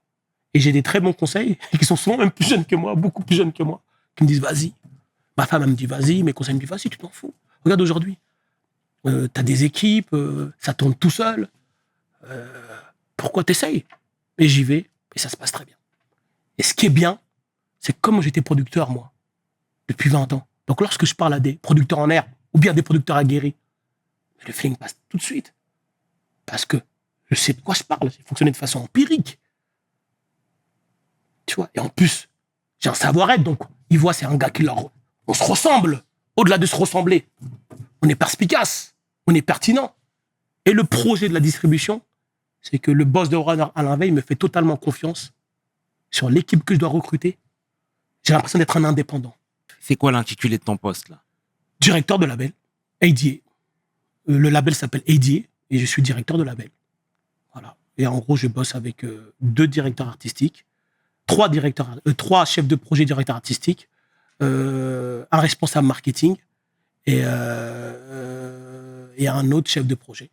Et tout se passe bien, on est une équipe de 6 et ça se passe très bien depuis 2-3 ans. Pourquoi? Parce que Alain m'a fait confiance en me disant, fais ce que tu as à faire. Le target, il est là, fais ce que tu as à faire. Et j'ai joué comme quand je joue en indépendance. C'est magnifique. C'est magnifique. Et ça, c'est la consécration ultime pour toi? Non! Non! Toi qui as commencé en tant qu'indépendant, dans des conditions parfois rudimentaires, aujourd'hui d'être rappelé, parce que c'est toi qui as été chassé. Aujourd'hui, être respecté, parce que tu as fait tes preuves, tu as emmené des chiffres. Medine, c'est quelqu'un qui représente quelque chose sur l'échiquier. Tu vois ce que je veux dire? Il est identifié. Je veux pas cracher dans la soupe. Oui, c'est très beau, je vis de ma passion. C'est incroyable ce qui se passe. J'ai 46 ans, je vis encore de ma passion, je vis avec des gens que j'aime, je choisis les gens avec qui je travaille. Et c'est magnifique. Je ne vais pas cracher dans la soupe. Mais c'est pas une consécration. Oui, il faut engrammer, il faut dire oui. Dieu merci. On a de la gratitude, mais on en veut encore plus. Pourquoi aujourd'hui il y a un marché? Si on m'appelle, c'est pas pour rien. On m'appelle à 40 ans, on m'appelle pas à 19 ans. Et lorsqu'on m'appelle, j'avais déjà... mon père, il m'a dit, hey, t'es quelqu'un d'important. Donc, je ne vais pas chercher l'importance chez les gens, en fait. Je sais pas si tu vois ce que je veux dire. Totalement. Donc, je me dis, c'est la suite logique. J'ai fait un move et ça paye. Et j'ai fait des moves et des fois, je me cassais la gueule et je me relevais. Donc, aujourd'hui, ce qui m'arrive, j'ai bossé. J'ai bossé. Je suis tombé, je me suis relevé. Comme dit Medine, on est tombé 10 fois, on s'est levé 11 fois. On a fait en sorte de ne pas rester KO trop longtemps. C'est ça le plus. Parce qu'on tombe, mais il ne faut pas rester KO trop longtemps. Tu vois. Et aujourd'hui, ce qui se passe, c'est que moi, ce que j'aime aujourd'hui, c'est que ce que je dis tout le temps, c'est que il y a toute une génération où ils sont nés avec la culture. Tu vois. Nous, on avait besoin de véhiculer la culture, on avait besoin de pousser, on était en marge. Aujourd'hui, non. Tu vois.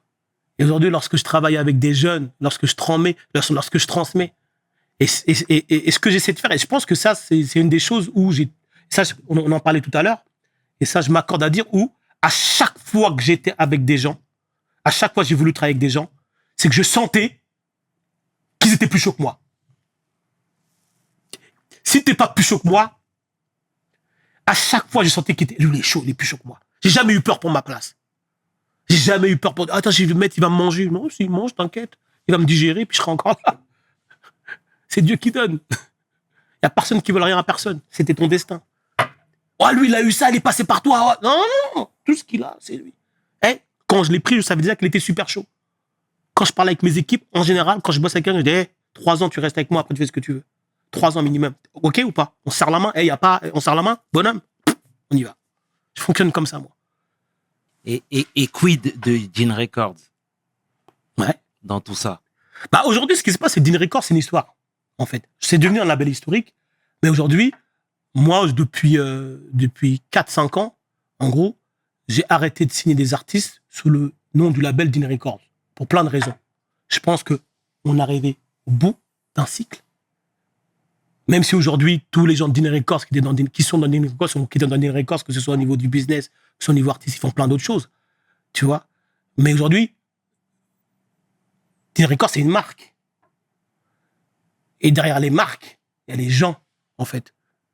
Et moi, je voulais pas rester toute ma vie à Dean Records. Ouais, les anciens. Non. Moi, t'as vu, je vais te faire d'autres marques, moi. Dean Records, ADA, ça. On s'en fout de la marque.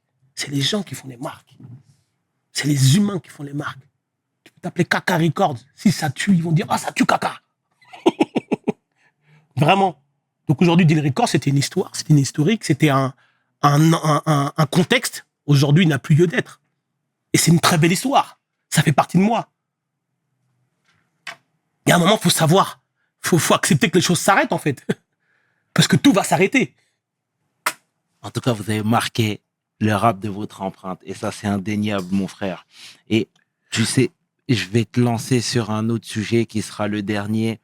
C'est le Sénégal. Bah, le Sénégal, aujourd'hui, en fait, moi, j'ai eu un rapport au Sénégal pendant longtemps où nos parents disaient « Si tu fous la merde, tu vas définitivement au bled. » Et nous, quand on allait au bled, quand on allait au Sénégal, quand on allait à Fouta, on voyait la chance qu'on avait. Et on voyait aussi le rapport aussi à nos parents, la pression qu'ils avaient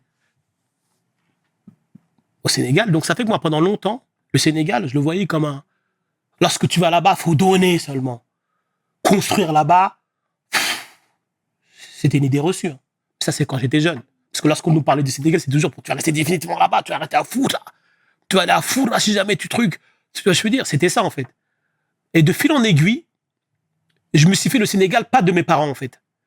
En fait, j'ai été au Sénégal parallèlement et non pas avec mes parents qui m'ont permis de voir un autre Sénégal. Et je me suis rendu compte de plein de choses. Tout à l'heure, on parlait des femmes. Les bonhommes, c'est les femmes. Hein. Les darons africaines. Les darons africaines, les darons en général. Hein.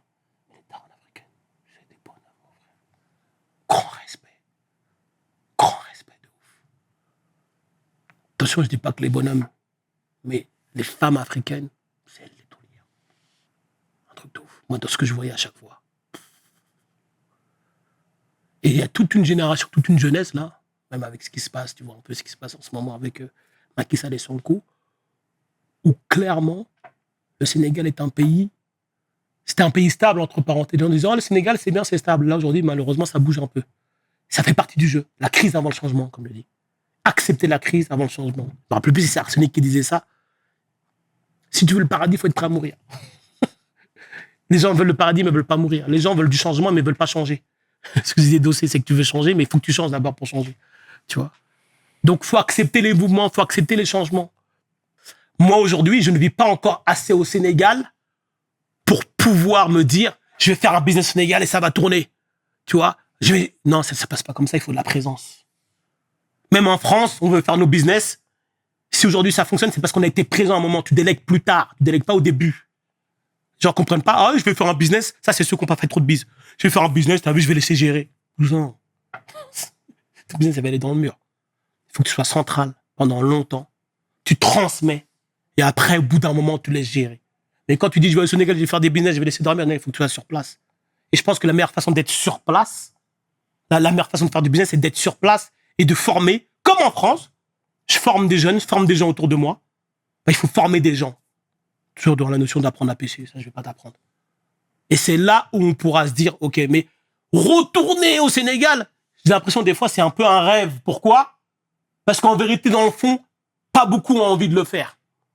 Ils se disent ça parce que c'est stylé de le dire, et puis surtout, de par notre culture, de par nos parents, on se dit, mais à un moment, il faut mettre les choses en place. Et en gros, tu peux pas dire, ouais, je vais retourner au Sénégal, alors que tu fais même pas déjà 3 mois. Est-ce que par an, tu vas combien de fois par... Ah, donc toi, ça veut dire, demain, tu vas aller au States, tu vas aller définitivement du jour au lendemain au States. Tu fonctionnes comme ça. Non. Tu vas au fur et à mesure. Tu comprends, tu vois, tu deviens un Sénégalais, et ensuite, après, tu commences à... Tu vois des personnes clés qui ont les mêmes valeurs que toi. Moi, j'ai un ami qui s'appelle Bassirou au Sénégal. À chaque fois que je vais au Sénégal, je vais le voir. Lui, c'est un businessman. C'est un commerçant, c'est un businessman. Il a mon âge. C'est un peu... lui, tu te parles de la France, lui, il se met yam de ouf, lui. Aujourd'hui, il y a plein de profils comme ça. Il faut juste, avant de dire, je vais aller là-bas définitivement, viens, on connecte bien déjà, en fait. Viens, on connecte bien. On fait du vrai bise. On vient beaucoup plus souvent. Au lieu de venir tous les ans, une fois par an, est-ce que tu y vas 3-4 fois par an? Après, là, tu pourras dire, OK, j'y vais définitivement. Et moi, en plus, tu sais, moi, je suis un homme du monde. Hein. Je suis définitivement partout. Demain, je sais pas, dans 3-4 ans, peut-être que je peux être aux États-Unis pendant 3-4 ans. Le mot définitivement, ça veut rien dire. Je vais où est-ce qu'il y a des opportunités. Ce sera le mot de la fin, en tout cas, Salsa. Sincèrement, au nom de toute l'équipe de WeHustle, nous te remercions pour ce partage. Tu nous fais du bien, comme je te le disais dans l'introduction. Et il est impératif de converser avec toi, frère. Et moi, je te souhaite plein de bonnes choses. Mais tu as le pouvoir. Tu transmets, tu as le pouvoir. C'est bien vrai, mon frère. Salsa, merci à toi, frérot. Merci beaucoup à toi et merci pour ce que vous faites. Moi, je regarde beaucoup à chaque fois. Hein. Je regarde beaucoup ce que tu fais. Je t'envoie toujours à chaque fois. C'est très important et je vois comment tu grandis. Et je vois aujourd'hui l'importance que tu prends, tu vois. Et le meilleur reste à venir pour toi, pour nous. Merci. Essayons de garder la lucidité. C'est ça. Et l'amour. C'est de l'amour entre nous. C'est le plus important. De l'amour entre nous. Ça, c'est super important. C'est le plus important, frérot. Merci à toi, Salsa. C'était le tiers. Et 500, tu peux inverser, les deux sont corrects avec mon homeboy. J'ai nommé Salsa pour WeHustle. Mes paroles valent tiers. Peace. We hustle, baby.